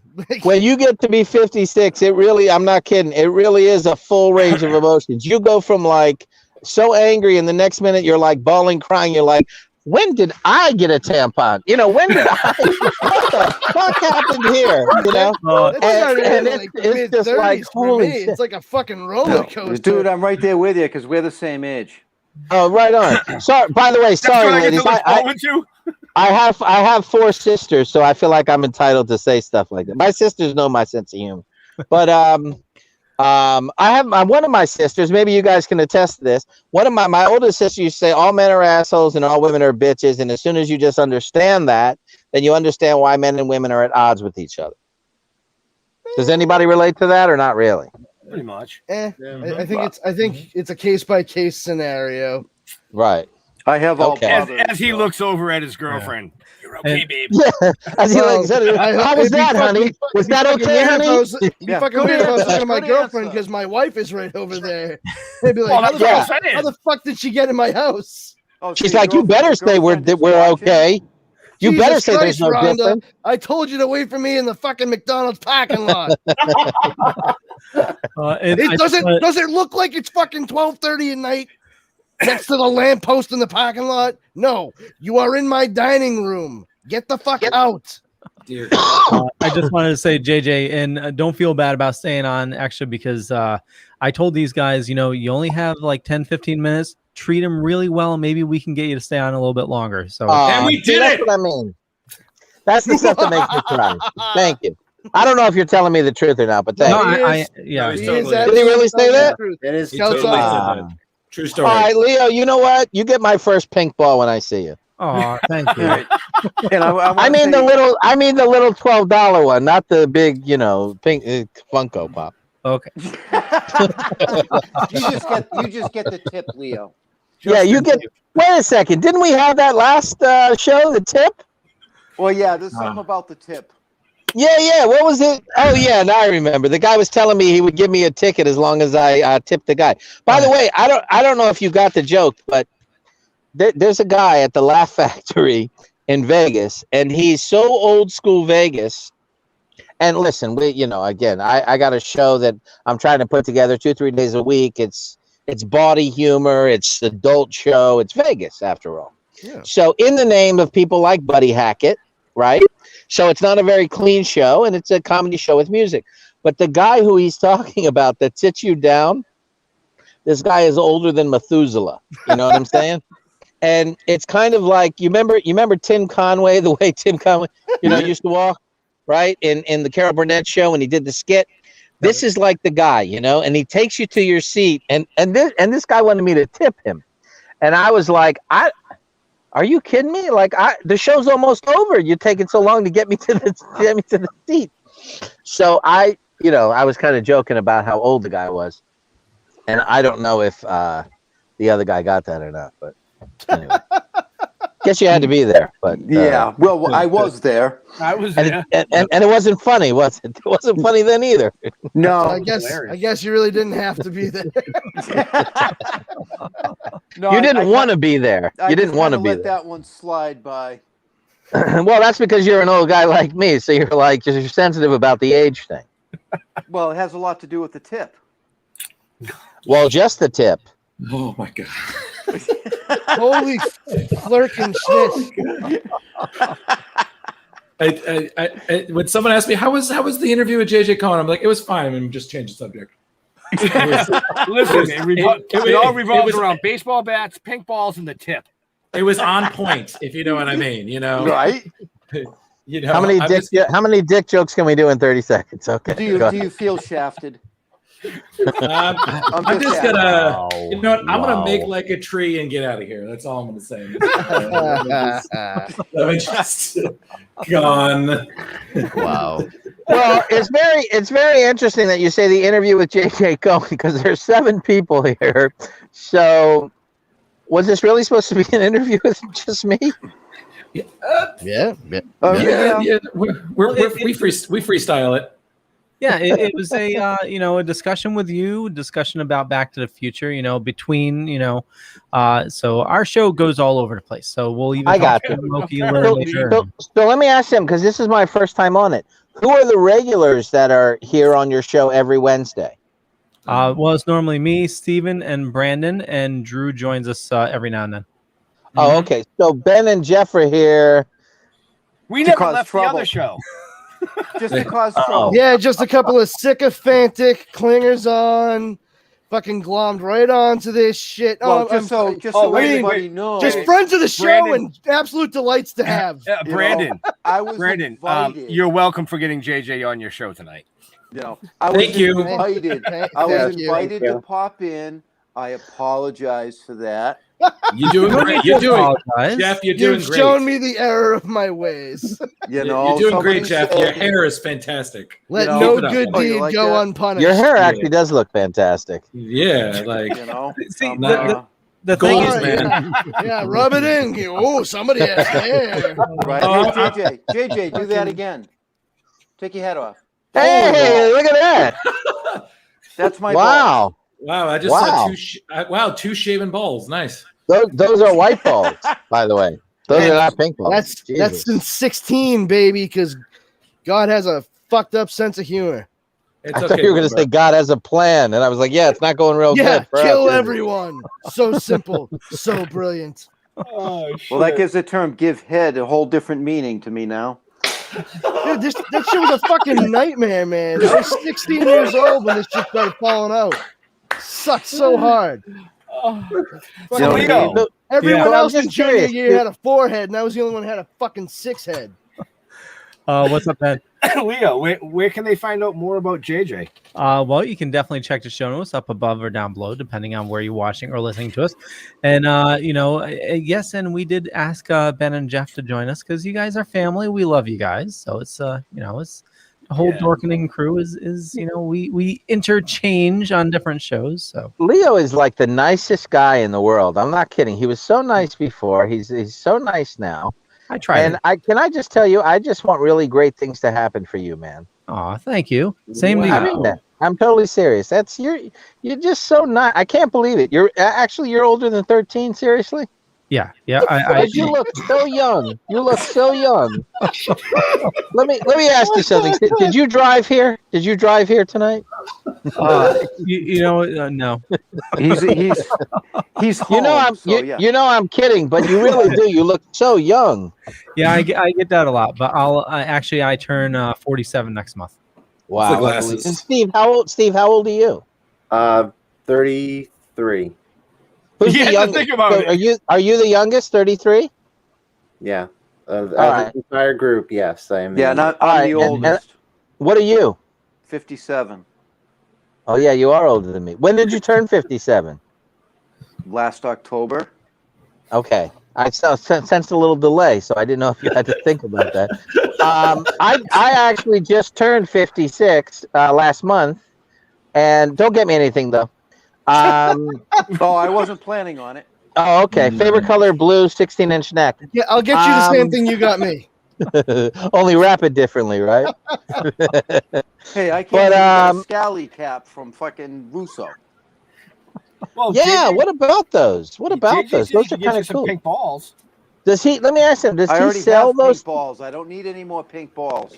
Does he sell those scally caps? Yes, Yes, does. he just started that business about 6 months ago. Oh, that's why you guys were saying that I needed one, so I would buy one from him. Oh no, I could get him to send you one probably at a super discounted, like the wholesale price, just so he can have you with wearing it. Yeah, just $150 can be yours at the wholesale price. Only 150. Hell, I'll take 6. What's the wholesale price? $3? No, I But can't. wait, there's I can't. more. I'll text it to you. Oh, okay. I'll text it to you. He's trying to run a business. I actually just started wearing a lot of hats, but truth is, his hat looks like a hat like what was that guy on the Gong Show? Gene the Dancing Machine. It's one of those kind of hats, is what it looks like, right? Right. And I don't think that hat looks good on my head. Most hats do look okay. Not great. I mean, my face ain't so great anymore. Like this? Is that what you're talking about? Yes. Let me see. Yes. Scally cap. Yeah. I can't see it because it blends in with the dark. He's got some nice hats. He doesn't make them small enough for the head I want to wear them on, though. On your pee-pee? That's a Marty McFly hat right there. Yeah. What's the matter, Doc? What are we, assholes? Oh, well, Leo had the Marty McFly hat. Steve, what did you have? Doc. I didn't have a hat. Body. What do you have? You had something with me. Brandon, do your thing again. Do the Marty McFly again like you just did. Oh, Doc, what's the problem in the future? What are we, assholes or something? Marty? I don't know. Let's go into the DeLorean. No, Marty, it's not you. It's your kids. Yeah, there you go. That's good. It's your kids, Marty. Very It's something good. got to be done about your kids. You know, it's kind of funny how You gotta save your accurate that kids. really is. Wait, who did that one? Drew, was that you? Yeah, Did you I do think one? there was like a mix of me and Brandon. Said, Yeah, let me hear you. 1.21 Yeah. gigawatts. 1.21 gigawatts. What? Tom, that can't be done. It can't. Marty, listen, I understand that maybe plutonium is at every CVS and every convenient drugstore, but here in 1955, it's a little hard to come by. I'm afraid you're stuck here. Oh, sorry. That's good. Really? From the future? Who's the president? Who's president? Ronald Reagan. Ronald Reagan? The actor? Who's vice president? Jerry Lewis? Jerry Lewis? I remember that. It's a great movie. It's a great movie, no question about it. Check it out sometime if you get the chance. So I watched part of the trilogy today. It was on. Oh, Drew, here's another cool story. When we were shooting stuff at night, I think this was during the reshoots after Michael was replaced Eric Stoltz. You know, the Psycho House is up there on the hill at Universal Studios, and Billy Zane and I don't remember what Billy Zane was doing, but Billy Zane and I back then Was it cocaine? Sorry. Back then I was a big pothead. I'm 24 years sober now, but back then I was a pothead and I was smoking a lot of weed. So I remember us going up, and I don't know if Billy was or not. I don't remember. See, I've become very smart in my politicalness. But we had a little car. We had a little like golf cart, and we drove up to the Psycho House, and we walked inside, and it was the coolest thing in the world, man. It was like a Friday night, and we were filming, and it was, I don't know, 2 a.m., and there we are at the Psycho House, and we walked inside, and, you know, it's just like a shell of a house with all these 2x4s and wood, but scary as hell still. And, you know, that was just a cool memory. Not many people get a chance to do that, so I feel really kind of blessed that I was able to be there and do that. So Nice. That's a cool little story. My wife would go nuts over that. She loves Psycho. I got a Michael J. Fox story, too. Go for it. So I was known back then as an actor who was taken very seriously the craft, and I took it so serious to the point that I wanted to revolutionize the whole industry. I wanted everybody to care about the work and the level of work that they were doing. And most other actors were like, "Hey, man, I just want to work. You know, I just want to. You know, I'm not interested in revolutionizing the whole thing or whatever." Right, so right. Michael was one of those people that we were sitting on the curb outside of Lou's Cafe, and it was in between a take, and it was one of the coolest things that I'd ever seen anyone do, really. So props to Mike for doing this. So we're talking, and he's like, "You know, JJ, I know you're very, very into the craft, and you're well respected. I mean, on the first movie, Robert Zemeckis, I was going to say Robert Englund. He was the director of 976 Evil, which I had a bigger role in. But on this, Robert Zemeckis was like, "Okay, JJ, so what do you think the Biff you guys should do in this scene?" And after like the third time of him doing that, I pulled Robert Zemeckis aside. And I was like, listen, man, you can't say that to me in front of Billy and Casey because they're going to get resentful of me. And then they're going to, start having issues with me. So either pull me aside or just don't ask me in front of them, that kind of thing. Right. But back to the point, Michael was like, he felt very, what's the word? He was wealthy. He was one of the stars of Family Ties, and he was a regular, sitcom show, 30-minute sitcom show. But he was very insecure about the level of work that it was. He knew that he wasn't taken serious as an actor. And he was like, but, sitcoms are kind of serious. Sitcoms is serious acting and this and that. And he was trying to convince himself that it was. And back then, it was such a touchy thing, man. Like if you did commercials, you were a sellout, Right. If you did horror movies, you were a sellout. Now, this was the psychology then. Now, I'm like, hey, man, put me in an independent horror movie. I'll get more horror cons. You know what I mean? So there's a whole different reasoning for me wanting to be in horror movies now, But he must have been kind of sweating it out too, because not only was that last minute that they finally relented to let him go to the set for Back to the Future, and I still think they were having him shoot multiple episodes of the show at the same time. So they were what they did was he must have been exhausted, man.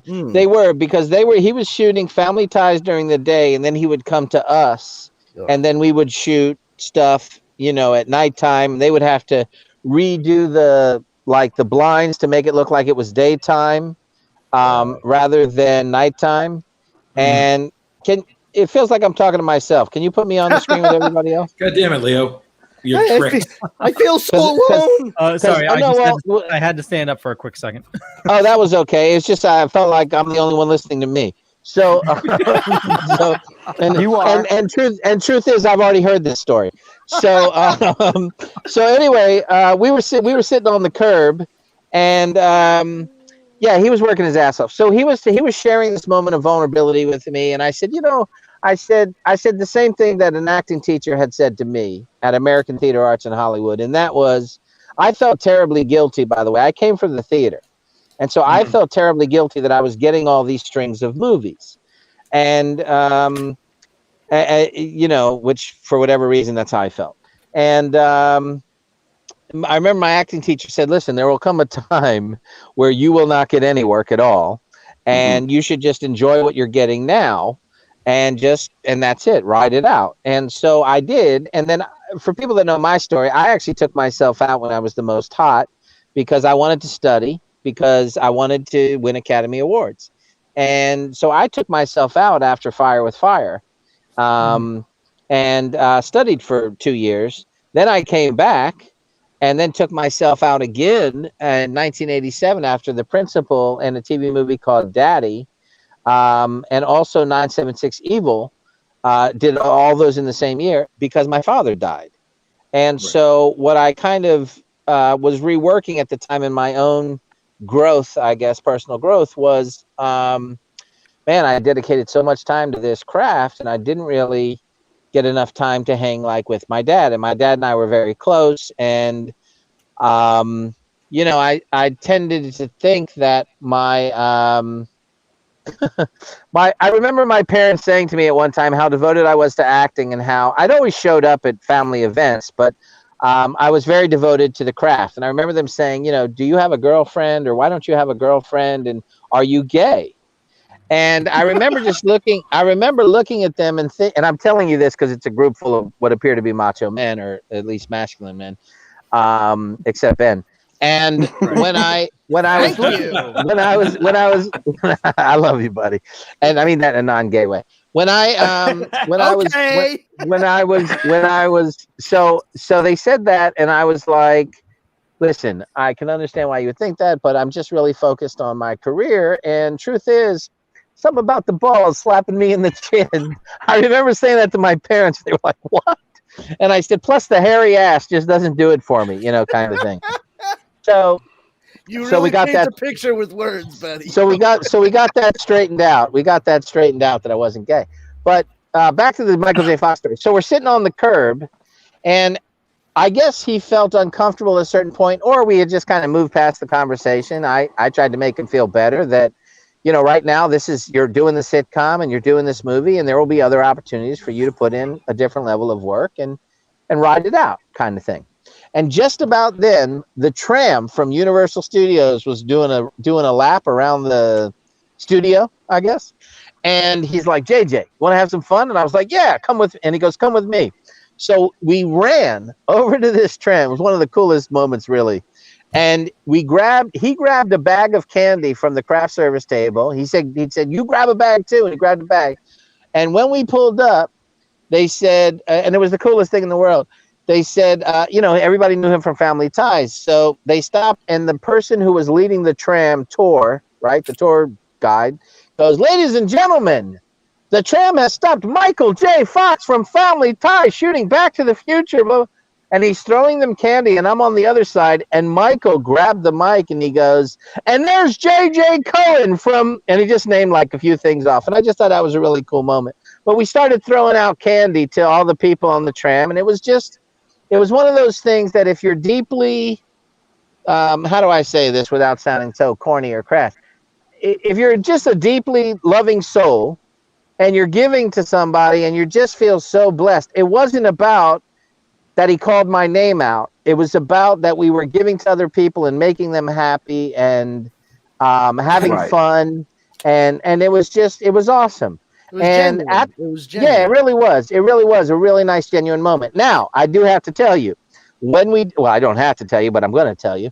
Yeah, when we did Back to the Future 2, Michael was in a huge fucking trailer on the other side of the lot, and we were in our little honey wagons, and when I came out of the honey wagon, I saw him standing up there, and I waved to him, and he totally fucking shined me. And he was not the same guy. He was a huge mega star now. Remember, 388 million was the first one, right? So right. He was on a totally different level, and he tried to be much cooler. I mean, let's face it, he pulled Tracy Pollan, man, and she's a hot piece of tail. So he was definitely pulling, people that he probably couldn't have gotten before. And he's feeling very, very comfortable, let's just say. So he definitely changed. It is what it is. Sometimes people change,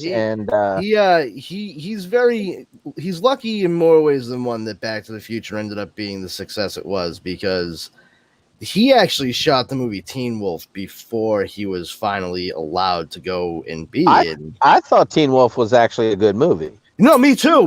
But really, I thought it sucked. The studio was not I confident. Didn't like it. I didn't like it. I thought they were not confident in it, and it was too corny. They were bolstered by the success of I shouldn't say just the success, but the rumors they had heard about how good the story was and how everything was going with Back to the Future. They decided to hold off on releasing it until after Back to the Future was done. I think it was a brilliant move, because it was like a 1-2 punch. I mean, it ended up being a really good move for everyone involved, and it was gone the other way.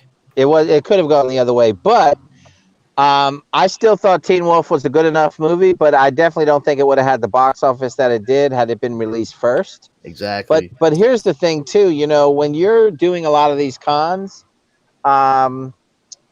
there's a lot of people on the, I don't know any other to say it, but there's a lot of other people a lot of fans that are on the spectrum that attend these things. And I know 3 in particular. One actually came to Westerly last year, and he's coming again. And he sent me private messages. He dresses up as Marty McFly cosplay with the, vest and all. That's cool. But he also has a thing as the teen werewolf. Oh, Scott. Oh. Scott Howard. Okay, but he's dressed with the Letterman's jacket and the werewolf face, right?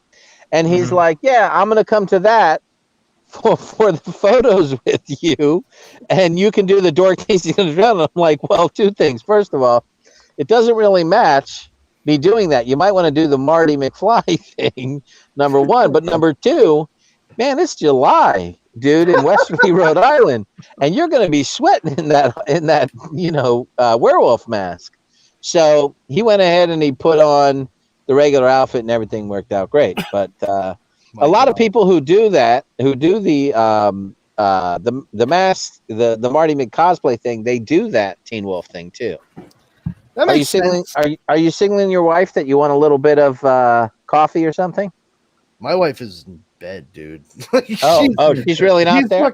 She's fucking Keebler elf sized, man. If she's not in bed by 10 p.m., fucking game over. She started drinking coffee when she was 11. That's the last time she grew. She's still like fucking 5 foot nothing. That's adorable. Yeah, it is adorable, except for whenever she wants to eat a fucking bowl of cereal. Suddenly I'm gonna fucking I'm the guy to go to. Can you give me the checks, please? Could you just use a footstool? You're so much better at reaching things up high than me, though. All right. I'm gonna need a refill. Do you ever say to her, "We represent the lollipop"? Dude, all the time. I'm 13 years into my relationship with her. That was like week 1 shit. Come on. We've gone well past that. Like now I just make fun of them for not hollowing out a tree in the yard and fucking baking cookies in it all the time. Are you a king of the forest? I mean, like her mom is also incredibly tiny. Like they're Pennsylvania German and shit like that. So like they just like they're all fucking stubby. It's hysterical. They're stubby. Good thing she's sleeping.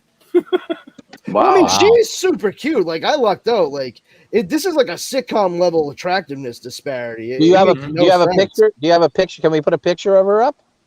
I mean, you can do anything you put your mind to if you work hard and believe in yourself. Well, thank you, Dad. I mean, I don't fucking know, dude. Act like I fucking look at photos of my wife on my Facebook and shit all the time. I live with her. I see her fucking face on the next room. I don't need to look at a goddamn computer screen for that. Like, I was saying that we could. I miss Dara. Oh, there she is. Never mind. I don't miss her anymore. Let me see. Hold on. I'm going to my photos. The reason why I say that is because you're obviously a good-looking guy, so you probably pulled an attractive woman. I'm not giving you money, so an attractive woman. Not yet. Just wait till the whole monologue's done. Yeah, just wait till I get to the end. You're gonna love this shit. I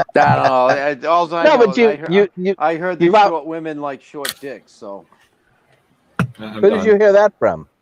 My wife. His incredibly short wife. My short wife, right? Yeah, right. Guys, it's great. I convinced my wife that the world's largest penis when erect is 4 inches. She thinks she's shitting in high cotton. It's phenomenal. What happens if I turn the phone this way? Does the whole screen change? Oh, it does. It got bigger. I guess. Oh. Wow, that's awesome. Where's photos? Here we go. My photos. Albums. Are you all married, Steve? Are you married? No, I'm not. Leo, you? Yes. Drew? I've been with my girl 6 years, so I think that's called a common law marriage. Are you going to get married, or is there a reason why you're not married yet? No, I'm pretty sure we are. It's one of those like we're already basically husband and wife. We annoy and fight all the time, so you know you're one of those. We don't have to get married. It's like we're married. Okay. You don't have to marry me. You get to marry me. I mean, just so you know, once you get married, it is totally different. Oh yeah, no, I totally believe that. No, and it's funny, JJ, because when I first met, when I re-met my girlfriend, it was like it's embarrassing, a big story. She was dressed as a Marty McFly, and as a female Marty McFly. And was she at the Westerly Drive-In last year? No. Okay. No.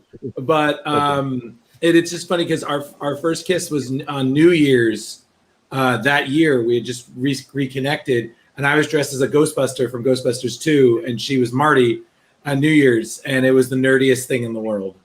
Just yeah. So and we have a photo of us together, and we're with the DeLorean and everything. And I was just like, where we're going, they won't need roads, but we're definitely going to need communication,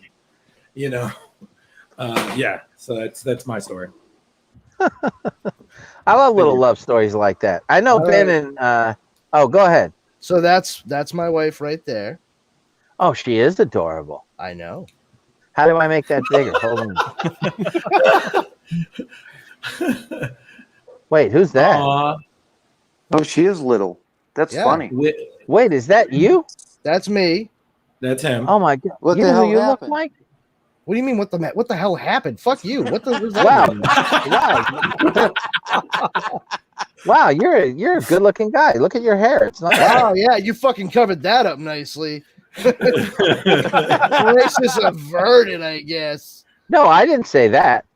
Here's me dressed up as our friend Patsy, the angry nerd from Throw Down Thursday podcast. for Oh my Halloween. god! You did the Lance Wagner red beard thing. It's pink. It's pink. Yeah, and- your wife's adorable. Yeah, and she dressed up as Mary Jane Watson Parker, Peter Parker / Spider-Man's wife for Halloween. Your wife. Wow. Here's my wife. My wife. Wait a second. Is that her with the red hair? The like the headshot above the 3 shot of you? What here? Yes. Yeah. Well, Yes. it certainly looks like Yes. it, right? You want to know the funniest part about that is that looks exactly like my wife Dara, But it's not. That is a picture of not a real person at all. I morphed together Laura Prepon from that 70s show, and this was years ago, back when he was known as Ellen Page, not Elliot Page as he is known. Oh yeah, now. yeah. I That's weird. morphed Ellen Page and Laura Prepon and got my wife's face and hair. It is very strange. I like how he Wow. says that. It is very strange. Very strange. Very strange. Like, Bruce, yes. Bruce Campbell was fun. He was all about, standing near her and well, yeah, I mean, at least I got to be in the picture because I fucking paid for it. So Well, I yeah, get he's that got going his for me, elbow holding you back. which is nice. But yeah, and this is her currently. She dyed the hair purple. Nice. Yeah. But yeah, she's 5'1", and if I don't watch my mouth, I'm gonna end up with bruised kneecaps because that's the highest she can reach. Wow. Wow. Go you, buddy. Yeah. Oh, did we lose JJ? Yeah, I'm the fucking best. No, I don't know what happened. Where did everybody go? We lost Hey, your hey, here. who turned off the lights? What did I touch that I Camera. Chink balls.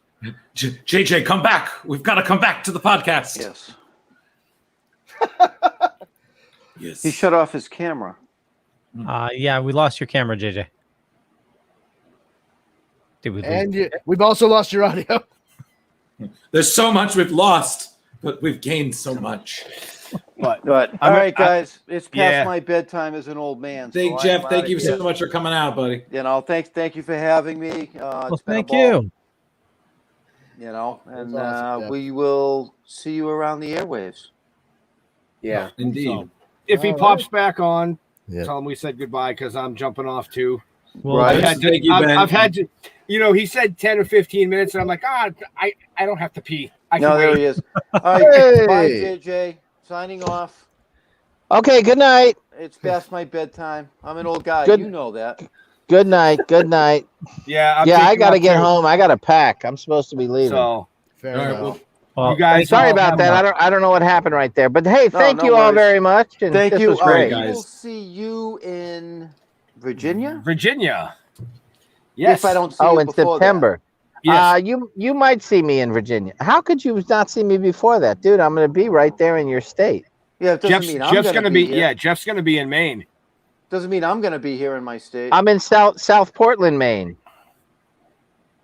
All right, I'm gonna have to He's- look up the dates. He's up in Okay. near Bangor. I'm in East Oh, Cuddy. that's at the that's at the tip. Yeah, he's Oh, up. fuck. He's up. All right. Bangor is way But, past yeah, I Portland. gotta. I want to look at your schedule, see where you're gonna be, so that if Okay. I can, time it right and I'll be come in and see you. Nebraska, John. John came on and so- said he's in Nebraska. So but okay, at, cool. at minimum, I will see you in Virginia, right? Yep. Possibly. I'm not 100%. What, on THC? I'm hoping to be there. Hey. You better be there. Well, I'll tell you more about that some other I'll time. hunt you down with a baseball bat. Dear God. What is with you guys in the baseball game? But that was a tale for another time. Just a tip. Dude, Yes, it's a Belushi reference from The Principal, man. He had the Right, baseball bat. Mm-hmm. That was his go-to. Right. I told you. And he was a gem of a man. I'm sure he was. He was a gem. But we'll save that for JJ, next time. Thank you. I will catch you guys on the flip side. Okay, bye, Jeff. Thank you so much. Bye. Thanks, Bye, man. Jeff. Are we all tuning out or just Jeff? No, I'm taking off too because it's past my bedtime. You Okay, know, bye, Ben. the nursing home called. They said I got to get the walker back. So, Well, I'm sure I'll talk to you soon, JJ. You stay safe out there and all that fun shit. And Thank you, sir. Leo, Steve, Brandon, Drew. It's always a pleasure, guys. And Same. Have a good one, man. We'll chat And soon. thank you. Have a good night, man. Bye. Thanks. Well, I guess I'm third to leave. So well, we're leaving one at a time like the Brady Bunch squares. Well, I mean, could be worse. You could be Paul Lind. I'm the center square. Dear sweet God. Well, thank you, JJ, for coming on. You've been awesome. Yes, thank you. Yeah, thank you Hey, so much for your time. Thanks a lot, guys. Have a great time. And sorry I stayed too long. No, we love it. No. Thank you. Fantastic. Have a great night, man. Thank you, guys. God bless you. Thanks, man. Have a You good as well. one. Be safe. Thank you. Stay safe. Watch the balls. John, actually, That's the trick. I always watch them. John, we've been on Hellfire for quite a while. We're the Dorkening Podcast Network. And is JJ coming back? JJ, welcome back. Yes, wash the balls. Good night. I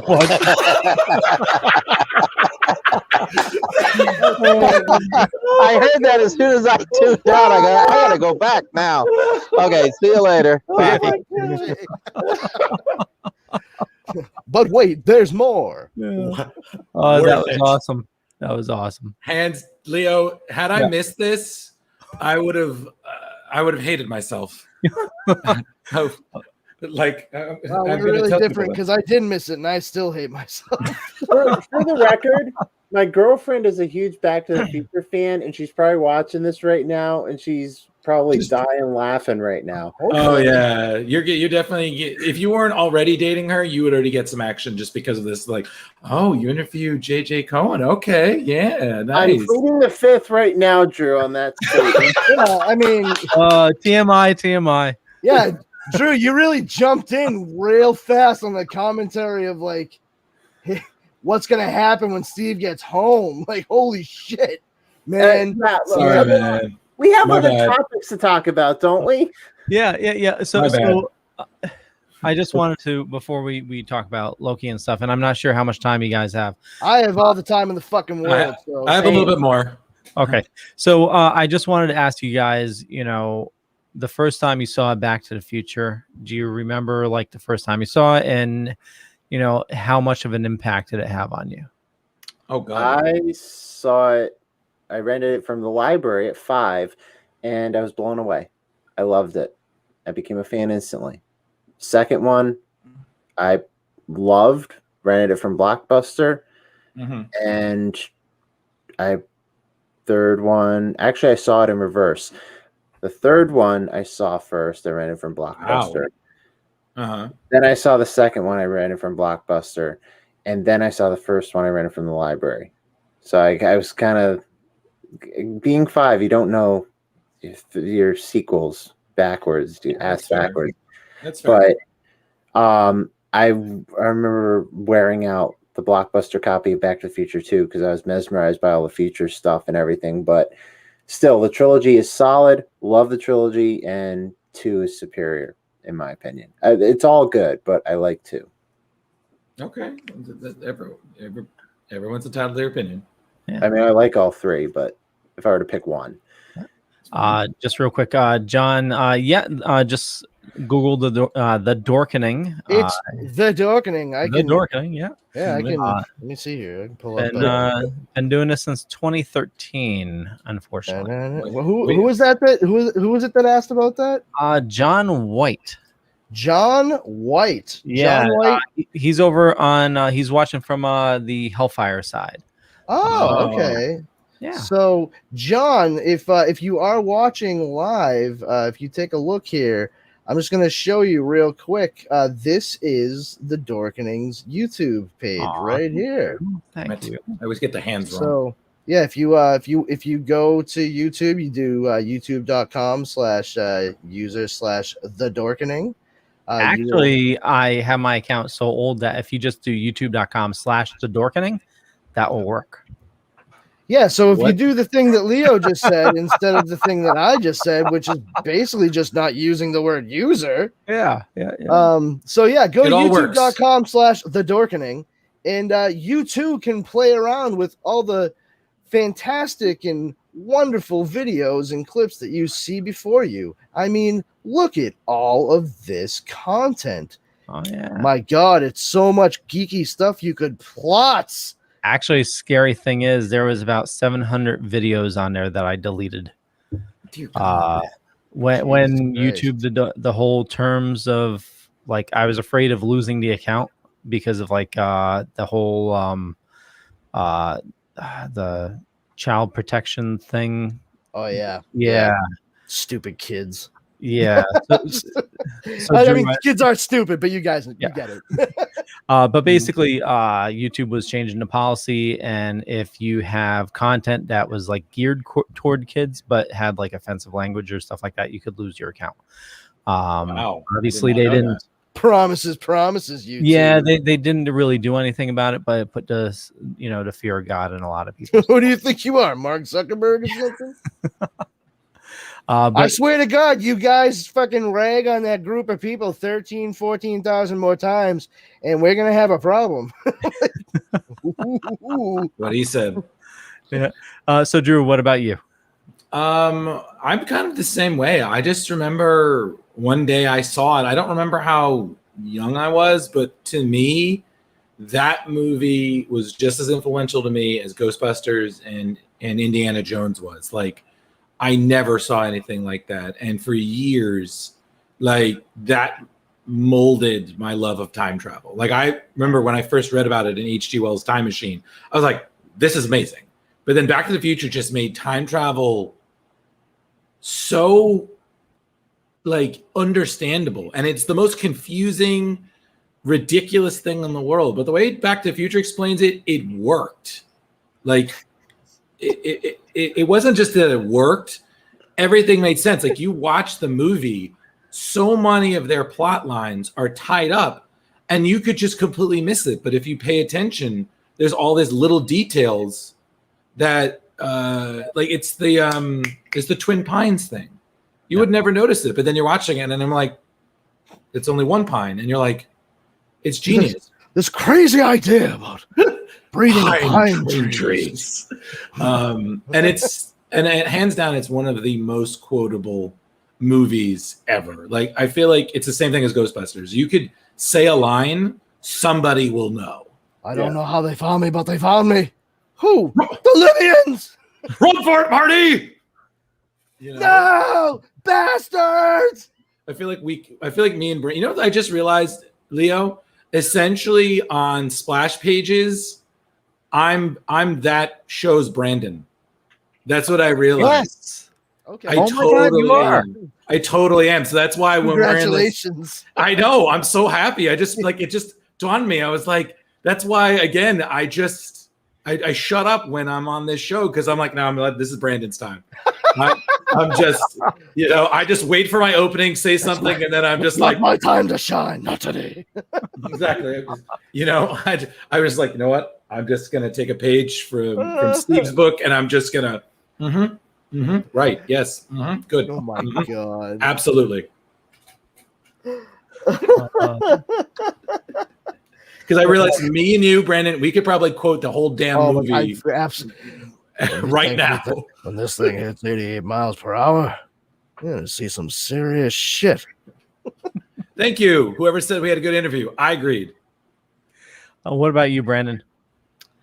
What are we talking about again? No, Well, I know what it is. Yeah. Back to the Future, if I remember the first time I saw it.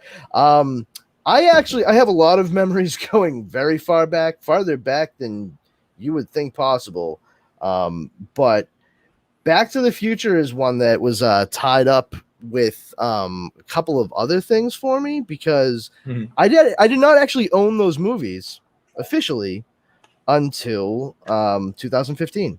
That is when I first bought them, and I did that throughout my life on purpose. I did not want to own Back to the Future until the year 2015.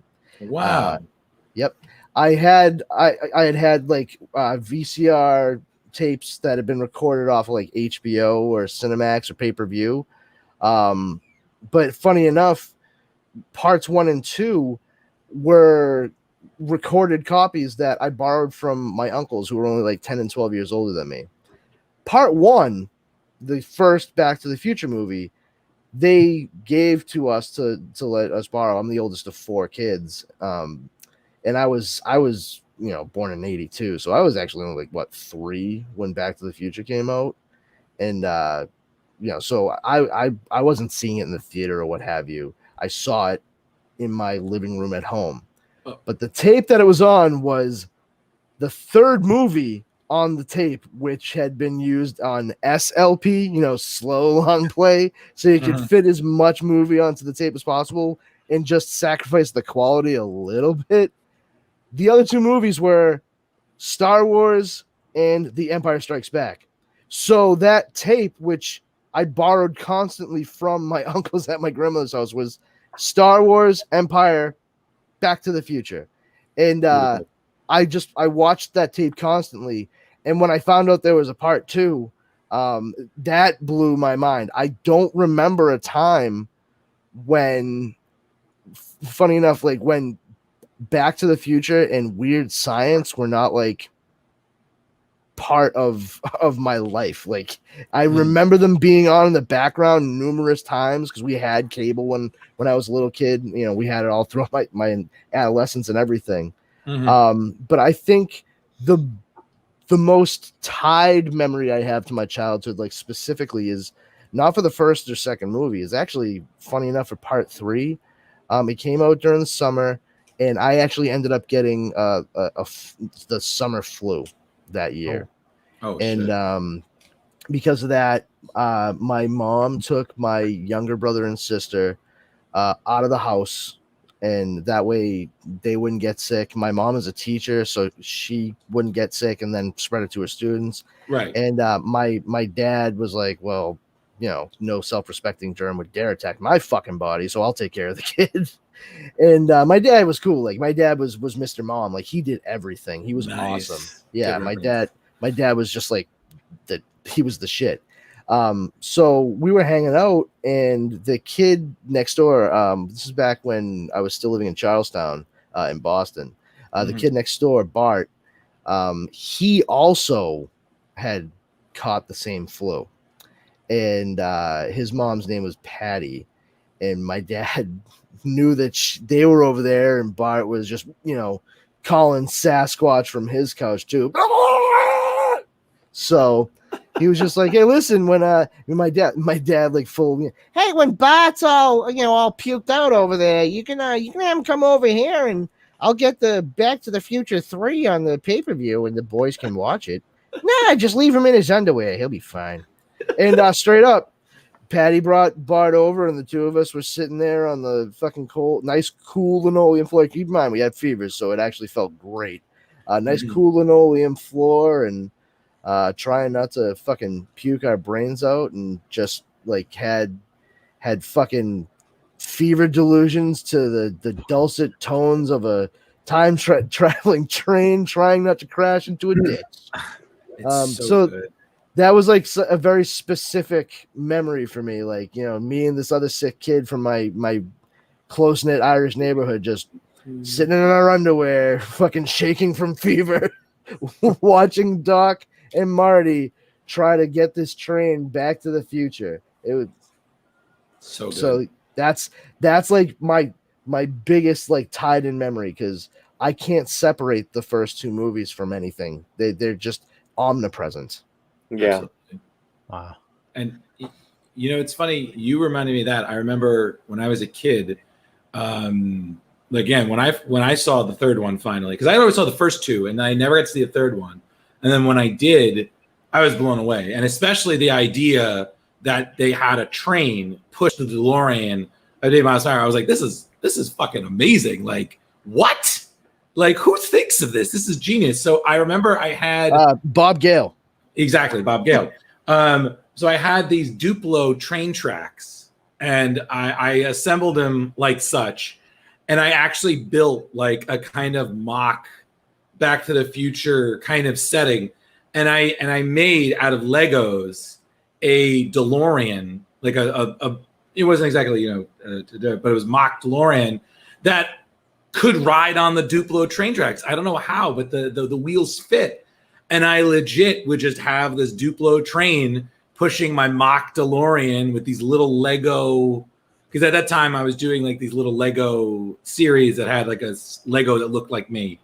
In the DeLorean, just getting 88 miles an hour, and I would just, hum the Alan Silvestri Back to the Future theme. So like, I'm just humming this. And why do I suddenly want beef for dinner?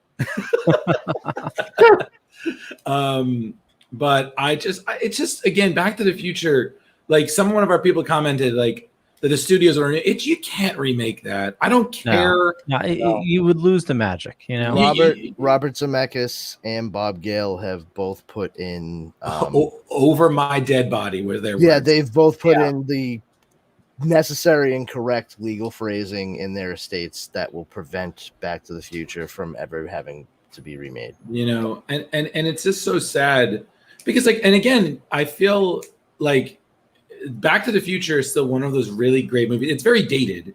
I mean, it's clearly made in the 80s, but because of the time travel, it's timeless in a way. The thing is, it's the concepts throughout that people connect with. It's not the era in so far as like what people are really tuning in for. It's what would you do if all of a sudden you were around when your parents were kids, and now you have to like play Cupid to them and still manage to make your way back to when you're from. Like, right. Doesn't matter that he's from the 80s and stuck in the 50s trying to get back to the 80s. The way he feels and the shit that you even see his parents going through, like there's a lot of things there that everybody could connect with. Yeah. And I mean, even for that split second after all the preparation that Marty did with George, that split second of absolute terror in George's face before he just says he screws up the courage to straight up punch Biff dead in his fucking mouth. But like for him to actually finish the sentence that he was gonna fumble his way through, it starts off, "Hey you," and then it's like, "Get your damn hands off her." I think you got the wrong car, McFly. What are you doing here, you Irish bug? Okay, I don't know if I've never told anybody this story, but I actually met Crispin Glover once at a signing he was doing at the Alamo, because he was showing his movies. And I got to be honest with you guys, I've seen a lot of weird movies, horror, his stuff. I think that's the only time I've ever been uncomfortable in a movie theater. Just watching it, I was like, I wish. I will tell your story, because I got a story for you at some other point, whether on this or after. The most uncomfortable shit ever. You'll love it. But so we're watching, and he has a Q&A afterwards, right? And I'm like excited because, again, like it's Crispin Glover, like he hasn't aged, like holy fuck. And I just want to ask him a question, because at that time I loved him in Hot Tub Time Machine, because he was one of the best parts of that movie. It was brilliant casting. He was so great. I'm going to warn you guys, don't ever ask him a question. He rambles For like every question someone asked him, he talked for like a half an hour on it. Drew, I'm trying to say this without seeming flippant, but had you ever seen Crispin Glover speak to anybody ever before that moment in time? No, I hadn't. Oh, then okay, that explains why you had no idea. Yeah, No idea. he's cuckoo banana pants. Like he is not right. He was banned from Letterman because he took LSD and then almost kicked Letterman dead in his face. Yeah, that explains his dance number in Friday 4. No, that's dear God, that's just straight up rhythmless white dude through and through. Yeah, I have yet to go to a party, and I think one day I want to do that dance. I want someone to record it. Just I know someone who does it verbatim. Really? Yes. Oh my God. Why? I don't get it. Why would you willingly do that? Yeah, that's like watching Elaine from Seinfeld dance. That's horrendous. I remember when I first watched it, I was like, is a crossing guard having a stroke? Like, what is going on? Like the way he's just going about it, I was just like, no one is sleeping with this. Well, like, yes, but actually, no. But he's trying to outperform Jason because he knows he's going to get killed by him later on. Yeah. And you know, you think like, and I had him sign my collection of Back to the Future. He signed the whole freaking cover. Like I'm expecting like, oh, hey, you know, thanks for coming. You know, he signed the whole thing. He's just like, thanks for, and I'm like, yeah, because, you know, I didn't want to get this signed in by block letters, holding it like this. Listen, I got it. If you guys give me 3 seconds, I'll bring it. I'll show it to you right now. It's in my apartment. Yeah, go grab it. Yeah, give me 1 second. Well, while we wait for him, I'm just going to share mine real quick. I remember I was 10 at the time, and I remember seeing the trailers, and I needed to see this movie. My brother was looking for a new place or something like that. And so I come from a Brady Bunch type of family, and my niece is actually older than me. You had a canola oil saleswoman for a mother and a closeted gay man as a father? Pretty much. But anyway, I remember her and her friend take me to they needed to like kill some time. Yeah. This is what I'm talking about. Can you see this? Yeah. Look at that. What the hell? For Drew, thank you for I can't even. I think it's thank you for coming to Everything Is Fine. Did he write that, or did Michael J. Fox write that? And then he wrote hello. Yeah, Crispin Hello Glover. They call me Crispin Hello Glover. Why? I don't know. And I got a photo with him just to kind of prove. Yeah, I'm Crispin does he Glover. show up in the photo? Because yeah, I know, right? At this point, jeez, but yeah, I was like, wow. Yeah, but he's a very smart guy. But like that's the thing is like he's a very smart guy, and that's hard to have a conversation with at certain points. Yeah. Like whenever they open their mouth. Yeah.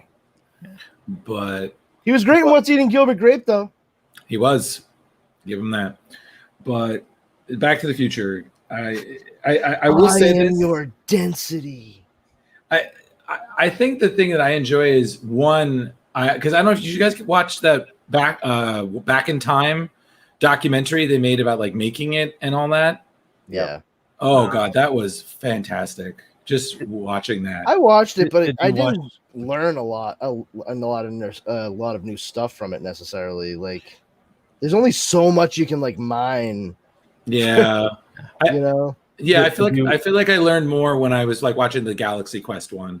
That one blew. That one is awesome. Oh, that blew my mind. I love that. Like I was rewatching it earlier, and the moment with Alan Rickman, I was just like, still hurts. By Grabthar's hammer.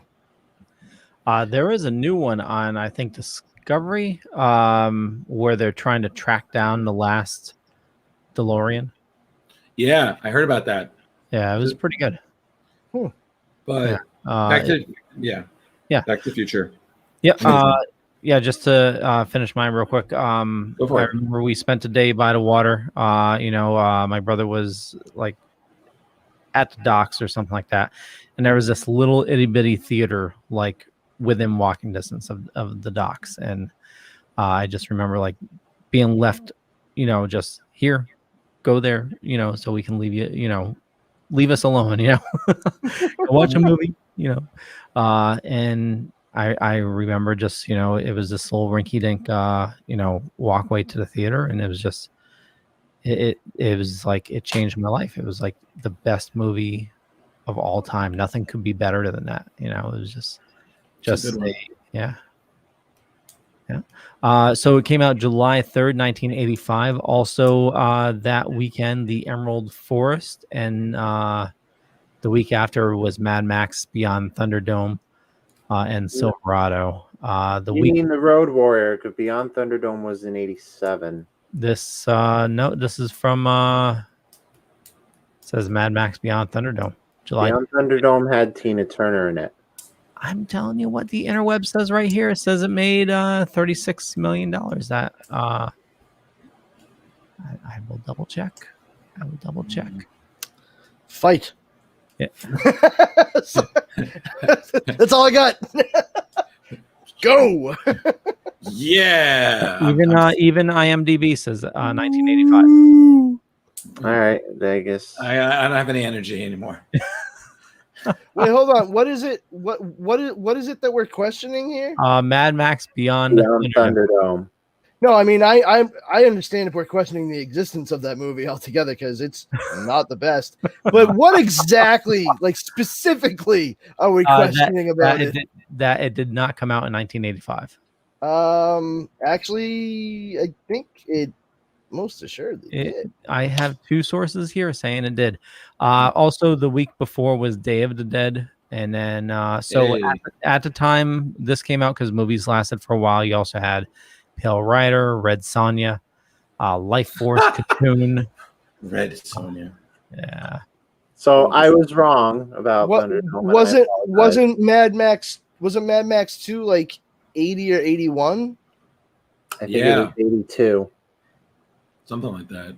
Because my wife and I just went through and watched all the Mad Max movies like a few months ago. She had never seen any of them, so it was interesting to see her reaction to. You know what? You're right. If Mad Max Road Warrior 2 was 82, then Thunderdome would have been 85. That would make sense. I know I'm right. I have two sources that say so. I know I'm right. It's called the fucking internet. Leo, listen, I'm not sitting there Googling my Yahoo for the fuck of it, right? Leo, it's something that's not Reddit, and you're not Googling your pink balls. So, dear God, Leo, just say next time if you have a question like, did I freaking stutter? You guys are gonna have to give me a minute before I get results on this. Alta Vista's really acting the fuck up tonight. No, it's Ask Jeeves.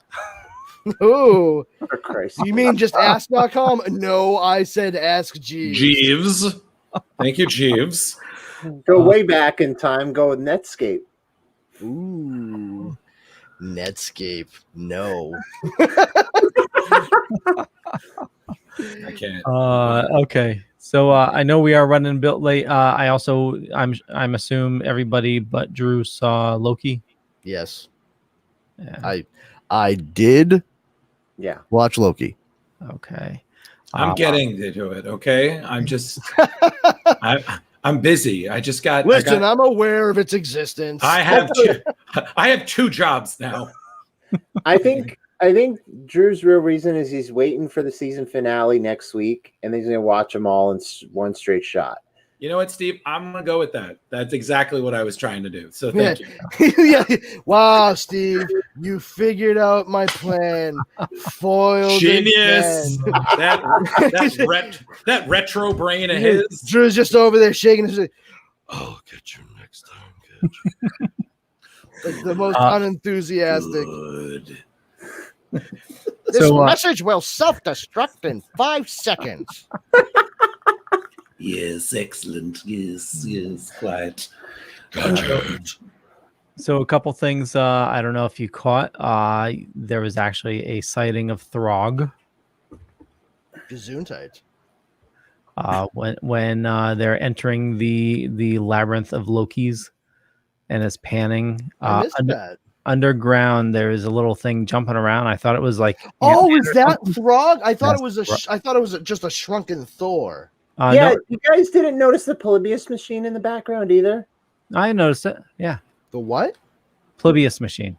Arcade machine. It's a real arcade machine that supposedly exists that the FBI thought it was caused brain damage, seizures. No. CIA. People thought like the CIA or FBI was using it for mind control. Yeah. Ooh. Yeah. Wow. I have also seen the movie The Last Starfighter. But yeah, Throg was in a glass jar next to Mjolnir. No shit. I'm gonna have to rewatch that. Dara and I saw it and we thought it was just like Tiny Thor. Like somebody shrunk Thor and stuck him in the jar and put Mjolnir up there, and he's just like, hell, I can't get to it. And there's also a Thanos helicopter. Oh, no shit. Yeah. The Thanos copter? Yeah, there's a That's a thing from the comic. Yeah. It's just as ridiculous as the fucking spider bike or the spider car. The spider bike. Yep. And Avengers Tower gotta love it. had Krang written on it. Say that again? Avengers Tower had Krang written on it. Or Kang? Kang, yeah. Kang. Yeah, because I honestly don't see the Avengers going up against Krang. Like, Yeah. Exactly. Just beep up Rock City. Bring me those Avengers. You know. So Krang pretty much went El Bardo and just tagged his name on Avengers Tower. I think it's actual lettering. So I don't know if it looked like it was actual lettering. It wasn't. Kang the Conqueror was here, conquering, and spray painting walls too. There's a lot of that actually dovetails into a lot of conquering. Yep. Honestly, conquering is like 63% graffiti. Yeah, I was here. I'm like, okay, well, that's great. It me. I Kang. So obviously, I'm assuming you enjoyed it. Yeah, it was a good episode, man. You know, it's funny. A friend of mine posted. He said that he feels Loki has been doing Doctor Who better than Doctor Who has the last couple of seasons. I was like, wow. But you know, again, I stick to what I want. Like, did you say it like that to your friend? Because I would love for that to be the case.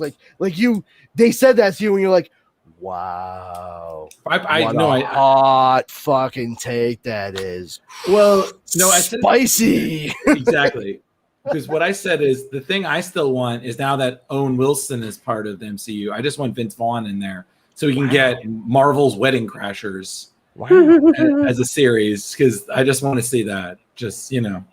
You mean I'm a variant? Wow. Now that's not true. We all know you love to talk. Wow.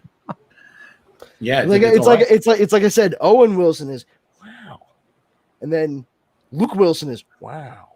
It's just a slight difference. It's all born from the fucking strangest dialects they were like exposed to.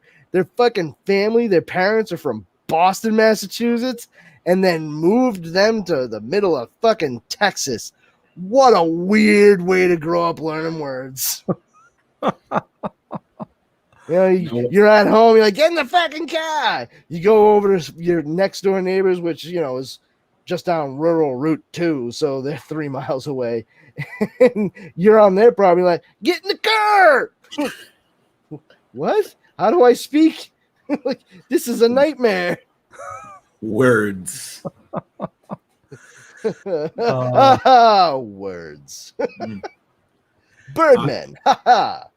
Like I'm still just blown away at how ridiculous that JJ interview got. Like, that was just hilarious. Like, I could have just sat and just listened to JJ and Brandon talk the whole time. Like, they were just vibing. You two were just bouncing off each other like balls. Thank you. You know? I've been called very vibratory in the past, so that tracks. You're very stimulating. I'll give you that. You know? And don't you motherfucking forget it. You guys definitely, kept him happy because he was only supposed to come on for like 10, 15 minutes, and he was on for what, almost 2 hours? All right. Well, you're welcome. I'll take credit for it, guys. I often cause feelings in others that they themselves cannot even begin to understand. So this makes sense to me. There's no shortage of narcissism or full-blown egomania in this square right here. Where you see somebody tell him he should run for mayor. It's like I say all the time. Did somebody say they were holding out for a hero, or is that just the theme music that's always playing in my head? I imagine that when you wake up, just, a very elaborate dance montage as you get dressed and get ready for your day. It's do Bonnie. I've got to go. Bonnie needs me. Exactly. Yep. Instead of a car in his driveway, he's got a bulldozer. Just driving that, motivating this. Oh my God, are you hearing that song again? What is it? What do they need? Who needs help from you? I don't know. It could be anything from an oil tanker flipping over on the highway to somebody forgetting the sugar for their coworker's coffee. All I know is someone's holding out for a hero, and it might as well be me. Cue the song. Do, do, do, do. Honestly, I give Doritos full-blown credit for really jumping on that and being the first ones to throw that back into the zeitgeist from Footloose / Short Circuit 2, because I almost pissed my pants laughing when I saw that Doritos Super Bowl commercial and they started playing Hold Out for a Hero the second bit into that chip.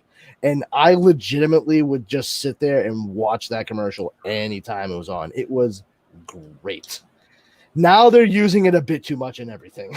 Okay. Yeah, now it's coming back. It's like, okay, cool.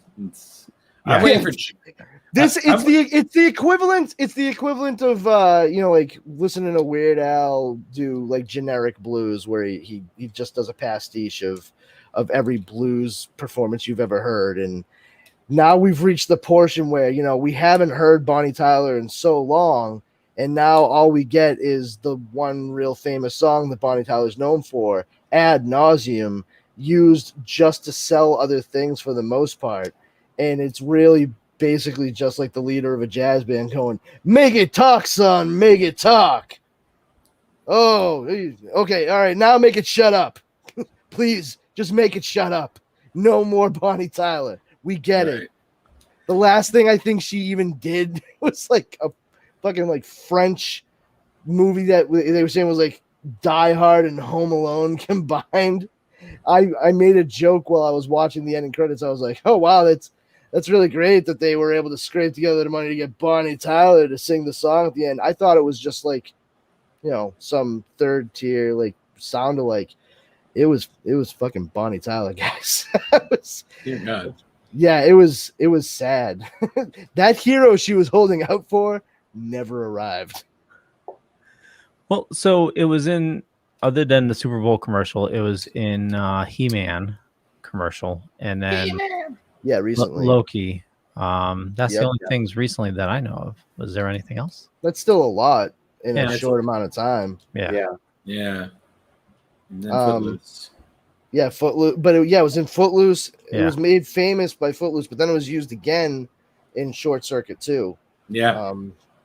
Those were the two that I really was familiar with as a kid. There was an airplane crash movie also, right? Like Alive? A lot of Hero with Hero. Dustin Hoffman and Gina Davis and Andy Garcia? Probably. So. Jesus Christ, why do I remember all that fucking shit? God. It's like, oh, that's so great that Brandon remembers that Andy Garcia was the guy that fucking Dustin Hoffman allowed to take the credit for saving all the people in the plane that fucking got downed in this movie. And the kid, of course, sees his father in a different light. That would be Dustin Hoffman, because he's really a fucking ne'er-do-well. And who would have thought he would have saved all these folks? That's great. That's fucking great. But I also now can't remember my own social security number. So I got that going for me, which is nice. One piece of information pushes out the other. So and it's just you have so much RAM. You know what I mean? Like, I don't need these files, bro. That's second grade. Like, that's all of second grade. That's when you learned penmanship. You can't do that. It's like that scene in Dreamcatcher when you just see him disposing of files, just like, let's throw in the fire. You know, it's just like, I was just like, what? That's not, I was like, oh my God, only a Stephen King could think of a brain like a file cabinet. But it kind of is. What I was going to say is bring back to the Future. And I was thinking, because you're talking music, and then I'm thinking, like, you can't think of Back to the Future, not think of, you know, Power of Love or Back in Time.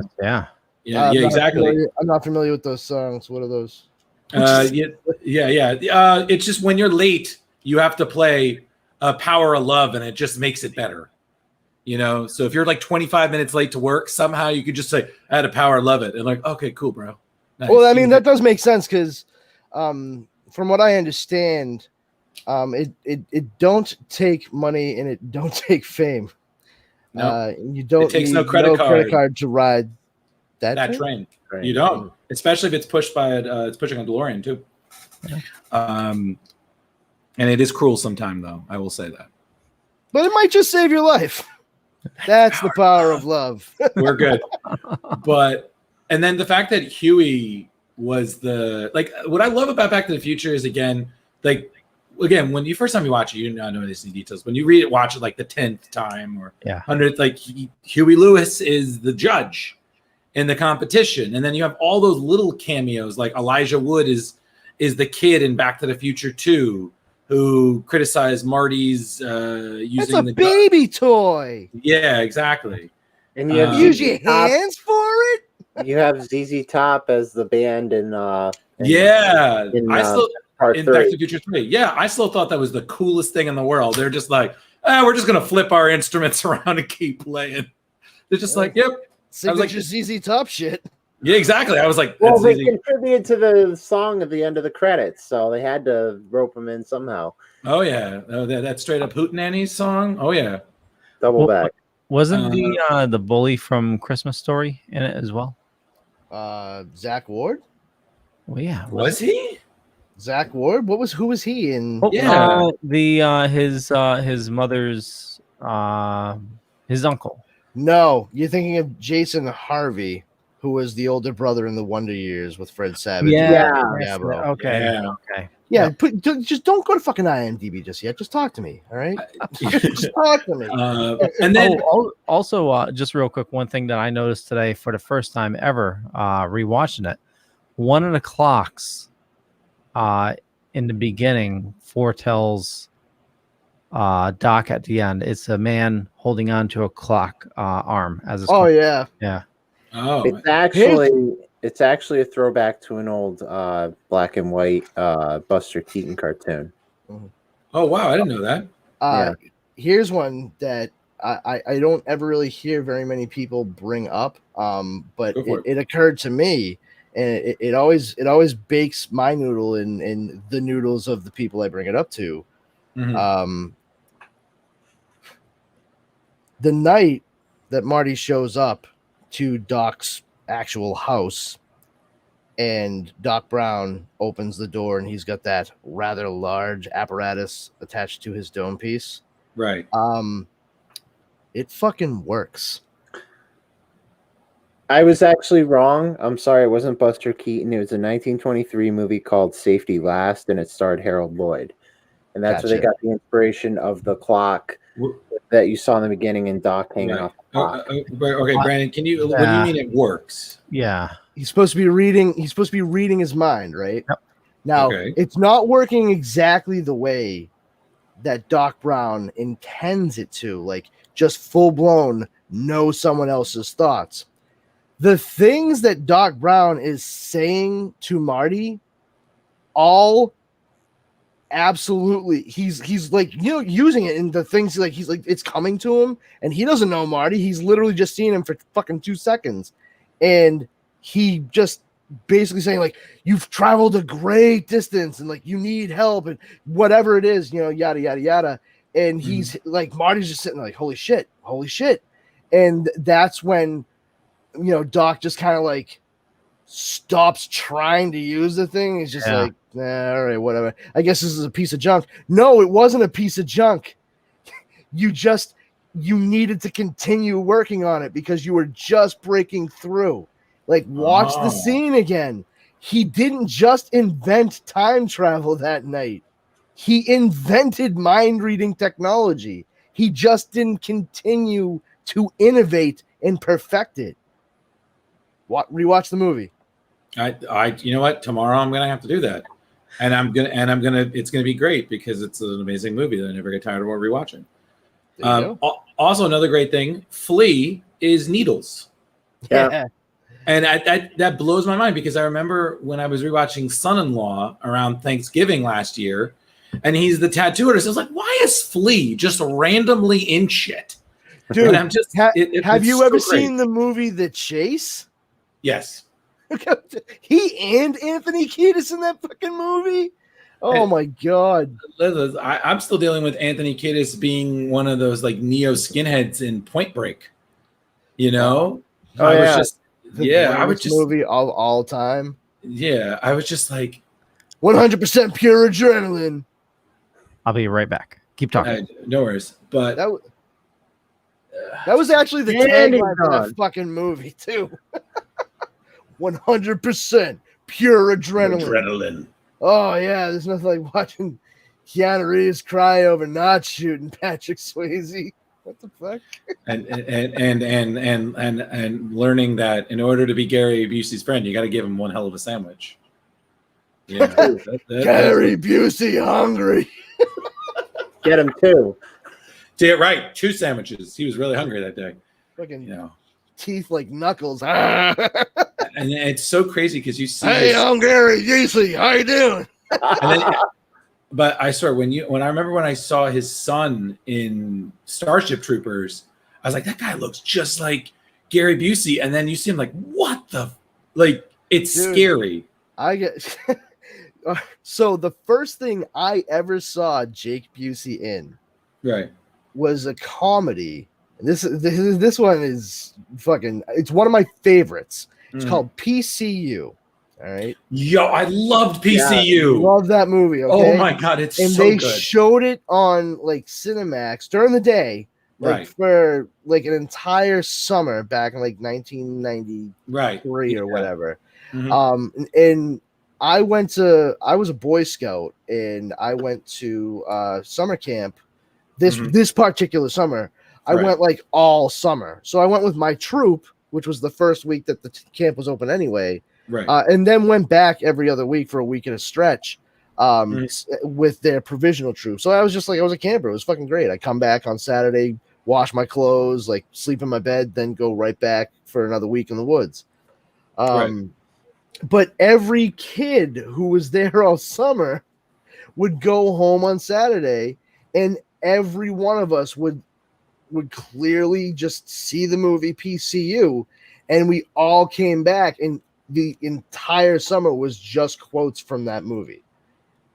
And for me, that was the first thing I had ever seen Jake Busey, and he plays the fucking hippie stoner. I actually used a quote from the movie PCU that Jon Favreau says to Ben earlier tonight when I said to him, yo, Mersh, lay off the pipes. That's from PCU. Jake Busey is just like stoned throughout the whole fucking thing. The main character is Jeremy Piven. David Spade plays the fucking bad guy alongside, like he's a fucking yuppie who wants the frat house back, and the fucking evil dean is Jennifer Walters, pre Arrested Development Jessica Walters, and who else? Oh, George Clinton and Parliament Funkadelic is in it. Jon Favreau plays Gutter in it, and it's like before anybody gave a shit about who Jon Favreau was. And the movie was directed by Hart Bochner, the guy who played Ellis in Die Hard. Great, amazing. Yeah, Leo, if you've never seen PCU, it's kind of a forgotten gem, but it's so fucking good. Yeah, it's so good. Love that movie. But back to the Future. Just cameos, man. But again, I agree with you. It's really hard to see the first two because they're really kind of the same movie. But the reason, and it's funny because I feel like some people did what people did to Indy 2. They're like, oh, this sucks and everything. I was like, but Back to the Future 2 is necessary to me because you have to show that time travel can be used for bad. Yeah. Like you saw, Biff was just gone for 20 minutes, but he created a completely separate timeline with what he did, and then they had to go back and fix it without altering. But they spend all of that time talking about 1985B and how they need to fix the shit because Biff got the almanac and it should never have happened. And that's great that they take the time to try to make sense of all that and get the audience on board so they can wrap their head around what the issue is at hand so we know who to root for and when to root for them. Right. However, they only went halfway on explaining shit and trying to have things make sense because at the end of Back to the Future in 1985, when Doc Brown shows up in a DeLorean and Marty, Jennifer, your kids, and he brings them to 2015 to make sure that their kids are okay. Right. No, that's impossible. Literally cannot fucking do that. Because the second he took Marty and Jennifer out of 1985 and they are traveling into the future, they are in the future of a world in which Marty and Jen fucking disappeared one day in 1985 and no one ever saw them again. Good point. That is, I never thought of that. This is why I love time travel shit. Like I love these movies, but plot holes. That's not how that would. It could. I mean, here's the thing: if Doc gave just the tiniest bit of exposition when they were talking about 1985B, like they could have made sense of.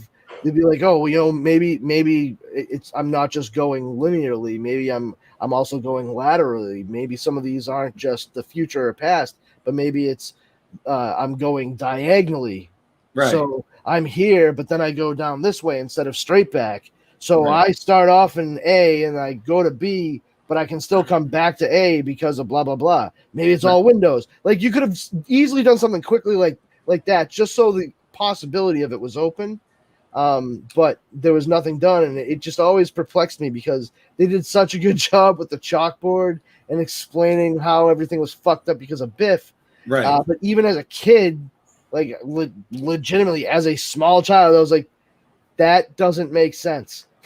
That it just doesn't work. I just out of curiosity, when you had that moment of clarity as a child, did you pull your hat on and just channel the same rage?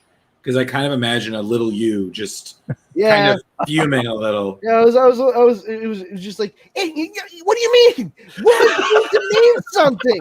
If you just have him say things, but then they don't mean anything later, then nothing means everything, and everything means anything. This is stupid. So I got a question for you guys. Go for it. Back to the Future 1, when Doc gets shot by the Libyans first time. Okay. There's no blood. Okay. So if he had the vest on then, how did that happen? Because Marty hasn't traveled back yet. Loophole. I'm going to go with script loophole. I'm thinking that too. But it's just that's the power of love. Rewatching it today, I noticed that, and it's just that threw me for a loop. Unless I'm seeing something wrong, but I didn't see it. Throw you for a time loop? It did. Hey, but not see any time bandits. So long as you are back in time. I'm good. I missed the news. We all need time to create. And we need to learn to be patient. I always loved that line. So fucking good. From Family Guy. That was back when I was like, that's a great line. Thank you. Now, we'll never see that again. Nope. But and then I think the other thing that I love is that I love seeing. I gotta be honest with you guys. I love seeing cosplayers when they do Back to the Future. Like they're always so happy, and they never get. It's kind of like the same way I feel when I'm a Ghostbuster. Like don't worry, I love being a Ghostbuster. Sometimes like if I have to hear, oh, you're gonna call him like somebody else. I'm cosplaying as a graduate of Dr. Emmett Brown's School of Time right now. I know it. No, I got this shirt at the school store. Oh, nice. Oh, I bought the nice. I was gonna say, yeah, you know, if you shaved and with your head, I was like, "What's up, Strickland?" You know, shaved my head. Hold on, no, wait, buddy. I'm not bald. I just have a huge face. My face starts here and it goes all the way. Okay. Yeah. It's fucking huge. So I'm just imagining you just doing what is it? I can just see you get a real attitude, McFly. You're a slacker. Oh, Strickland? Yo. Slacker! Yo, I don't know which Strickland I liked more. It was B or A. Part three. Part Strickland. 3. Yeah, he was grandfather, whatever. He was the fucking man. I'll be smiling as you hang at the end of a rope. Check your steel, Tannen. To be fair, I mean, the shirt I have on, I could have cosplayed as Marty McFly from. I was thinking that when I was making my joke. I'm like, shit, he just needs the fucking vest and he's golden. Dude, no, I like when they went back to the alternate 85. And yeah. Shirt on. Daddy! Yo, I'm sorry. I still think that was one of my favorite moments is when you thought Marty leapt off the building. And he's just chilling there, arms out, and he's on top of the DeLorean. I was like, "That is boss." Yeah. What's really intriguing about Back to the Future Part 2 altogether is that it actually caused likeness laws to be revised and created, and the existing ones revised.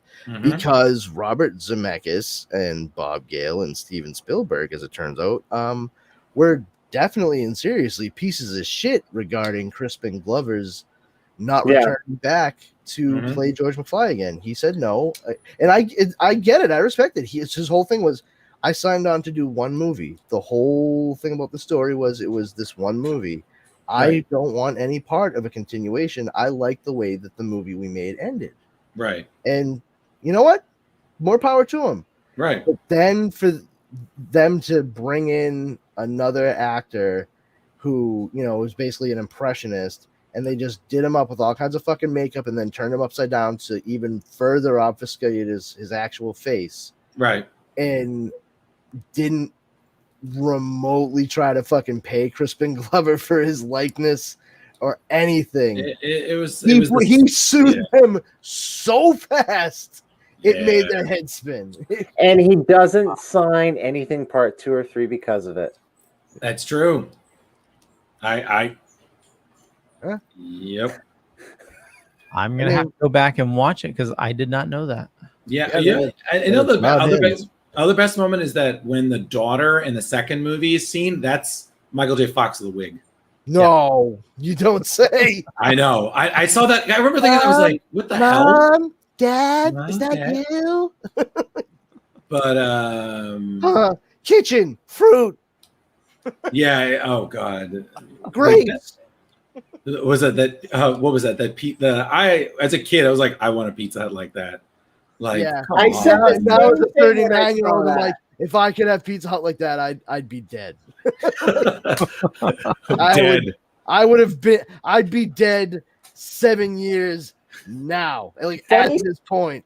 Funny story about Tom's comment that just came up. What he is that? said people are still listening. Yeah. He said, It would have been fucking balls, dude. So if the Cubs were in the World Series in the real 2015, I saw in 2015, I think it was October 21st, 2015, Regal Theaters did 1, 2, and 3 all in one shot. Oh, wow. We were sitting there. It was like a packed theater. And I think right before part 2 came up, the Cubs were out of the series. They were like, they I lost. wish I could have gone back to the beginning of the season, put a little money on the Cubbies. So, right when part 2 started, and then that whole scene, everyone was like, I don't know what you call the opposite of an erection, but that scene just gave me it. No, I mean, they were just. I'm so groaning sorry because that this made you sad about your sports ball game for a minute. Not you, Steve. I mean, like the general you. Yeah. Hey, for the record, I never got to say it to Cohen, but when you guys were talking about something about high school and all that stuff, or age, you guys were talking about age and all that stuff. I graduated with a fucking New York Met. All right, so congratulations. I don't give two shits about baseball, but it's something I can be reveled in, you know. Okay, that's cool. For the record, Drew, what? It didn't cost me a lot. It only cost me like $60 when it came out. So it didn't cost much. Just your voice. No, sorry. Thank you. You poor unfortunate soul. But no, it's just like, again, I think the thing for me is I love this movie because anytime what was that, like the thing in the beginning, like are those wind chimes? Is that a xylophone? What, that the sound in the beginning, like the twinkle that starts the movie? Oh, yeah. What is that? I thought it was like wind chime. Wind chimes. Yeah, exactly. Anytime I've heard wind chimes, I was like, it's time to start the movie.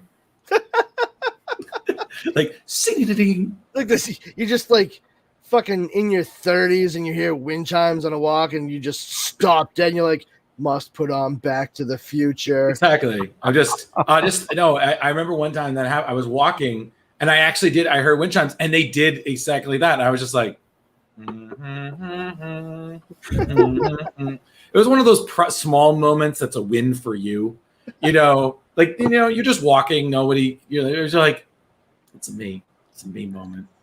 I thought it was really cool, like watching Back to the Future as a kid, and also, like I had mentioned earlier, having Teen Wolf around the same time, because Michael J. Fox went, from seemingly like one to the other and then back, Back to the Future. Teen Wolf, which had been made and finished beforehand, but then released afterwards to take advantage and capitalize on the success of Back to the Future.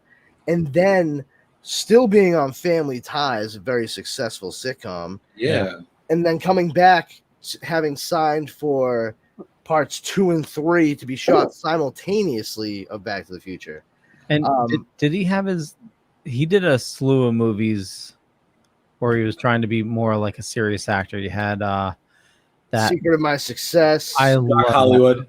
Doc Hollywood, Secret of My Success. Doc Hollywood was in the 90s, and that's actually the movie that he discovered he had Parkinson's during. Oh, shit. Oh, Damn wow. it. Sorry. You're welcome, guys. Damn.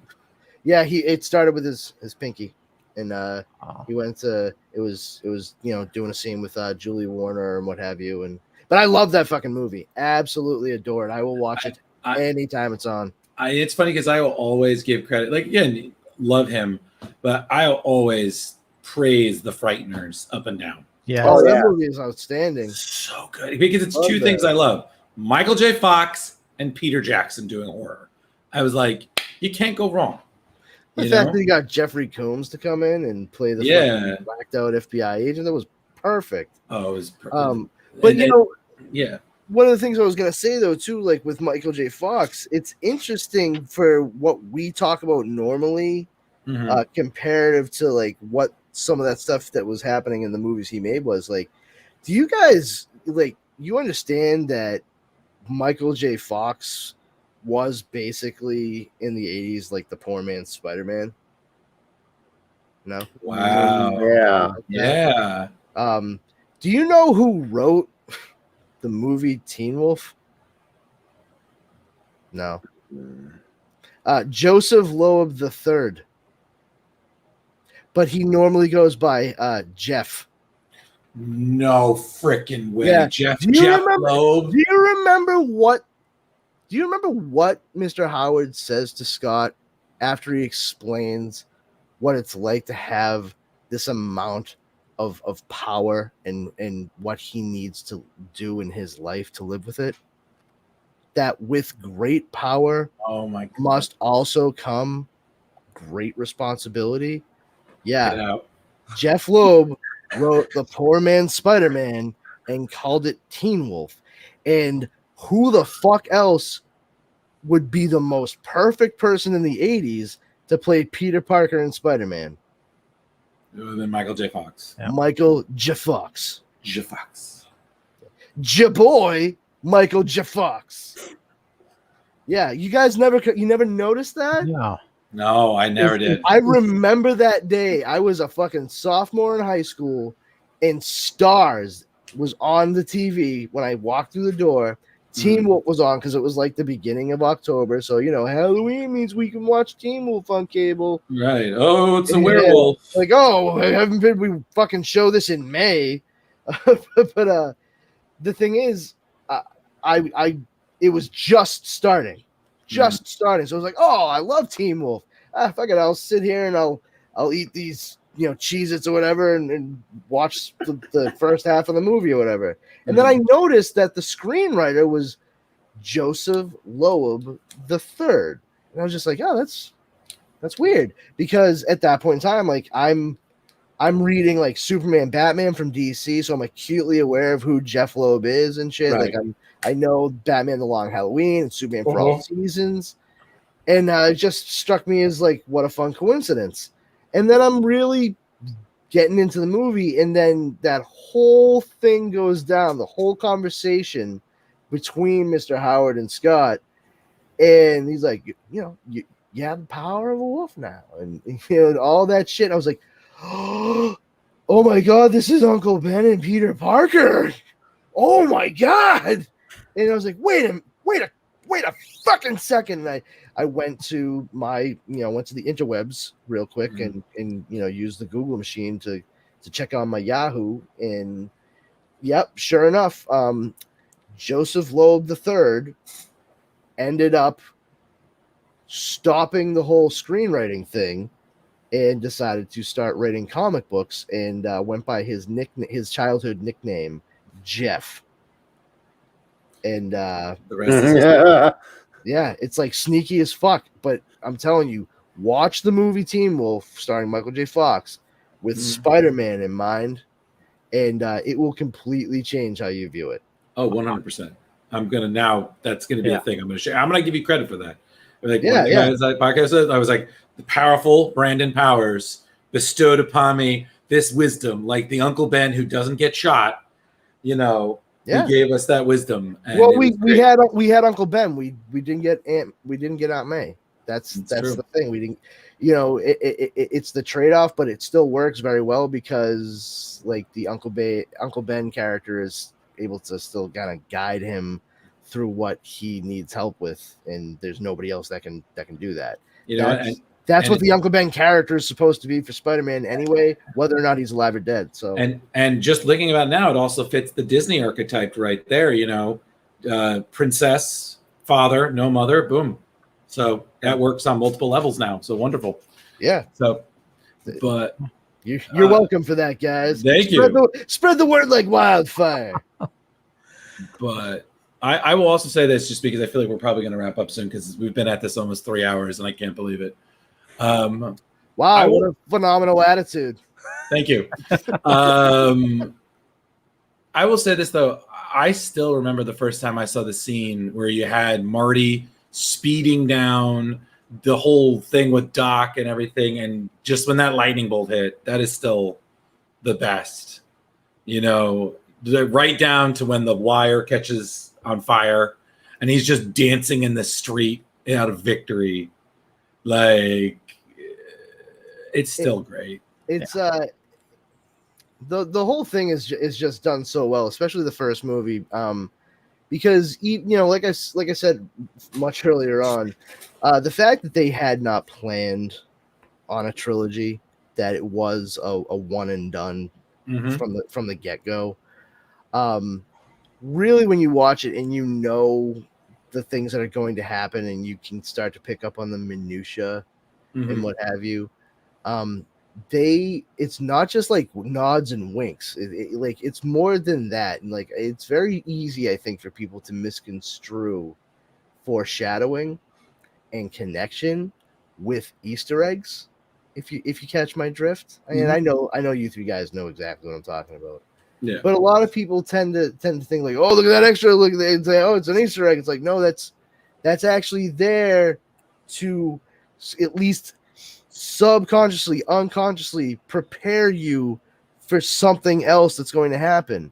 Right. And if you don't think much about it, when it finally does pop up, most times that's when you see people have their moment. Right. And for crying out loud, I mean, the whole save the clock tower thing at the beginning with Jennifer, like they did that so well, where he's like talking with Jennifer, they're sitting in front of the clock tower. Of course, the lady's talking with them about it. Give a quarter and like get a fucking flyer that he absolutely has to keep because Jennifer puts her phone number on it. Right.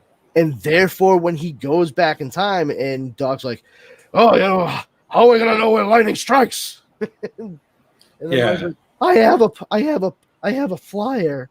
Like it strikes at 8:23. Yeah. So, we do now.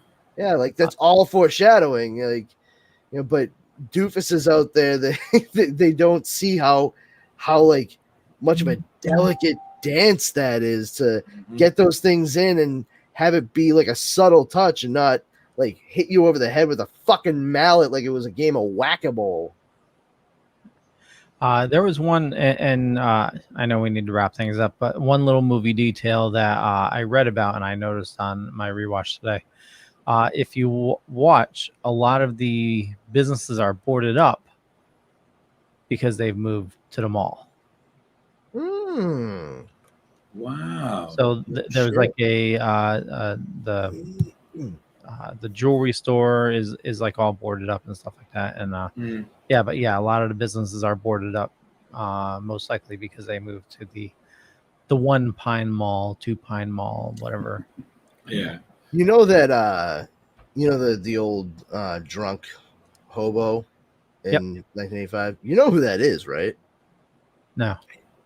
That's the former mayor of Hill Valley, Red Thomas, who lost to Mayor Goldie Wow. Wilson. Yeah. Holy shit. Yeah. If you listen in 1985, Marty calls him Red. Red. Yeah. Wow. Oh, Mayor Goldie Wilson. I like the sound of that. Let me get a Pepsi free. You know, you want a Pepsi, pal, you gotta pay for it. All right, just let me get a tab. I can't give you a tab unless you ordered something first. Just give me something without any sugar in it, Without any okay? sugar, okay. There you go. Hey, listen, I will tell you this. I never drank chocolate milk the same. Give me a milk. Chocolate. It's just, I was like, it's my favorite. I absolutely love when Thomas Wilson fucking walks into that goddamn diner, though. Like, I swear to God, he must have had like the tiniest cold that day, and he just powered through. Because when he just says like, "You Irish bug," like you can tell, like he was. It sounded like he's fighting from like, "You Irish bug," like all stuffed up. But he just says it like so goofy meathead, like it works so fucking well. Like, absolutely. That was like my favorite insult too, because like you got to remember, I mentioned before, like I grew up, I spent a good chunk of my childhood in Charlestown in Boston, which is like all Irish. Yeah. So like that was a gimme right there with Back to the Future. Like you heard little assholes like me named Patrick and Tommy and you know what any other typical name, lots of Johnnies, and just calling each other fucking Irish bugs and shit. Nice. Marvelous. All based on McFly.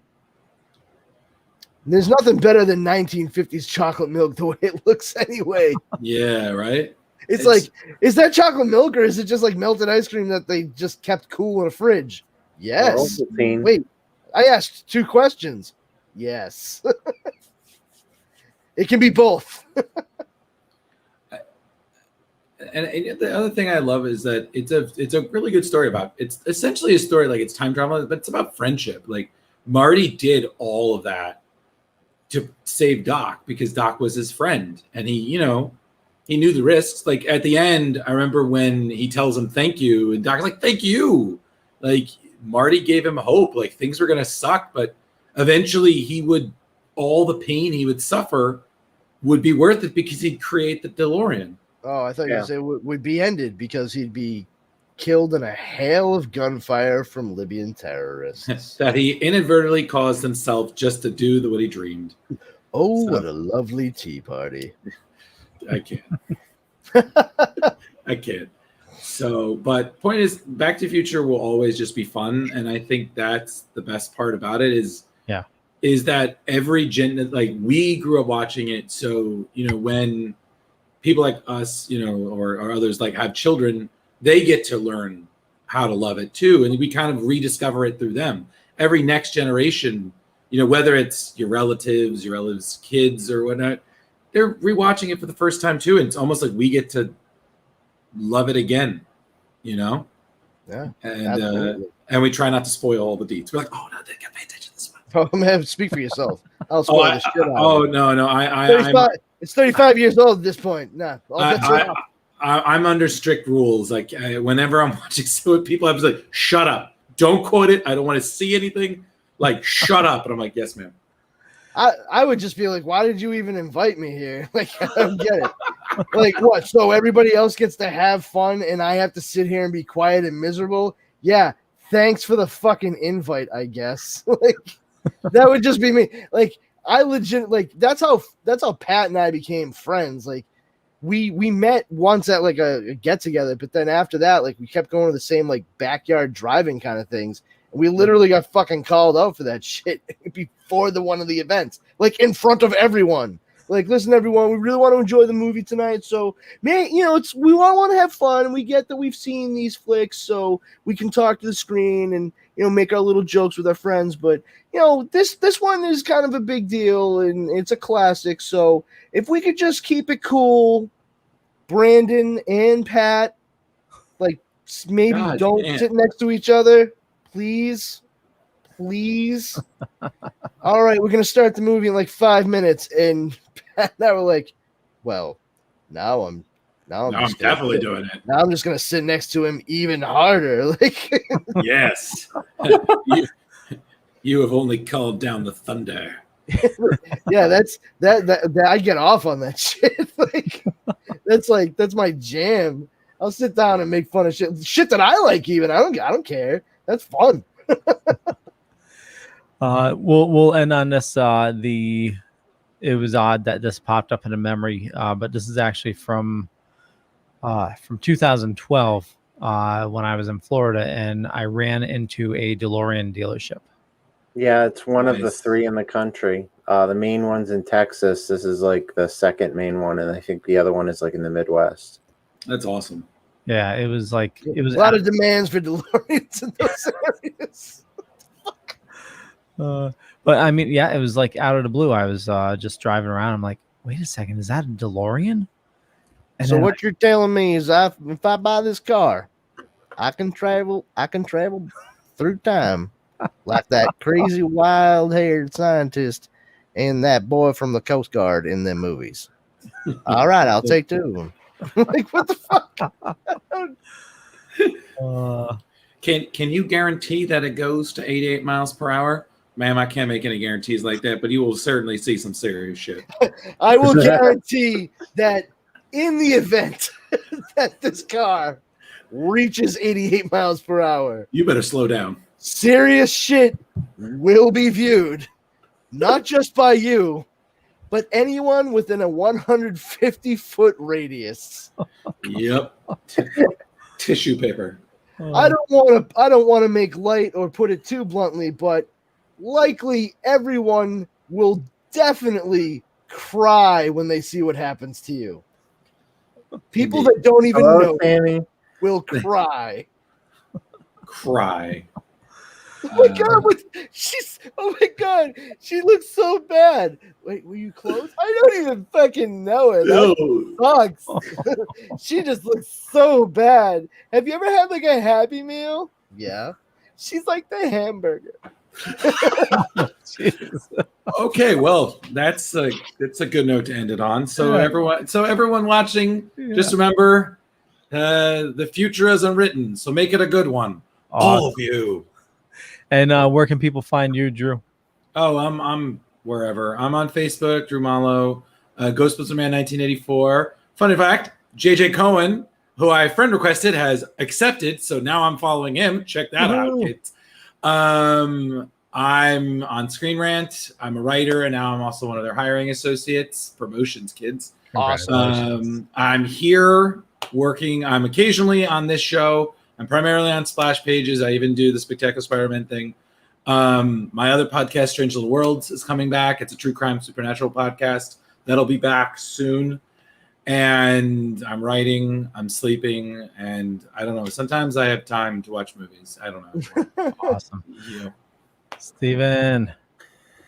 You can follow Super Retro Throwback Reviews on Facebook, Twitter, and Instagram. Our primary podcast, both shows, Super Retro Throwback Reviews, The Outer Files, and CSI The Vegas Files, are on the Dorkening Podcast Network and all major podcasts and distributors. Our next episode 154, the Donner Party Pack, comes out on Monday, and we pay tribute to Richard Donner, which we didn't talk about today. God damn it. Yeah, well, we didn't get a chance to, and I did want to too. I know. Next week. Richard Donner, R.I.P. There you go.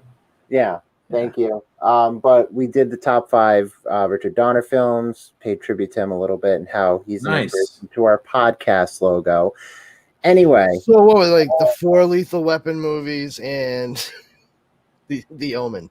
And check us out on Patreon, patreon.com/Super Retro Podcast. Awesome. Brandon. Okay. Sorry. I can get a little closer to my mic here. I apologize. So yeah, you can follow me at the Powers Combined Facebook group. Come on in. It's just a lot of geeky stuff going on there. Number 1 rule is don't be a jerk. If you are, you will be shown the door. You know, we will make sure it hits you where the good Lord split you. Other than that, you can follow me on the other social medias. Twitter at Brandon's Powers, and Instagram at this Brandon has powers. And I am also here on the Dorkening show every Wednesday night. And real quick, I know we were talking about Back to the Future and time travel, yada yada, the whole like future is unwritten, no fate but what we make, Terminator 2 type shit. I got news for you. They fucked up too. By the time you see Terminator 1, the very first movie, that's the 3rd time that somebody's traveled back in time to that fucking point. There you go. Thanks, Brandon. I'm lost. I'm lost now. Really? But I'll explain it to you. Okay. Sounds good. And for me, just Google Leo Pond. You find a bunch of stuff. Could be true, could be not. But more importantly, I want you to follow these awesome people. They do some incredible stuff. And, I run a little thing called the Dorkening Podcast Network, almost 40 shows on a network. A lot of awesome people doing a lot of awesome stuff. I do a bunch of shows during the week. Just check out the Dorkening. You'll see them all. We do interviews on Mondays. We do the Splash Pages comic book show on Tuesdays. Wednesdays, we're here on Dorkening. And I also do the Still Token with and some other stuff on the way. With that, we'll catch you guys there. Bye. Bye. Bye, everybody.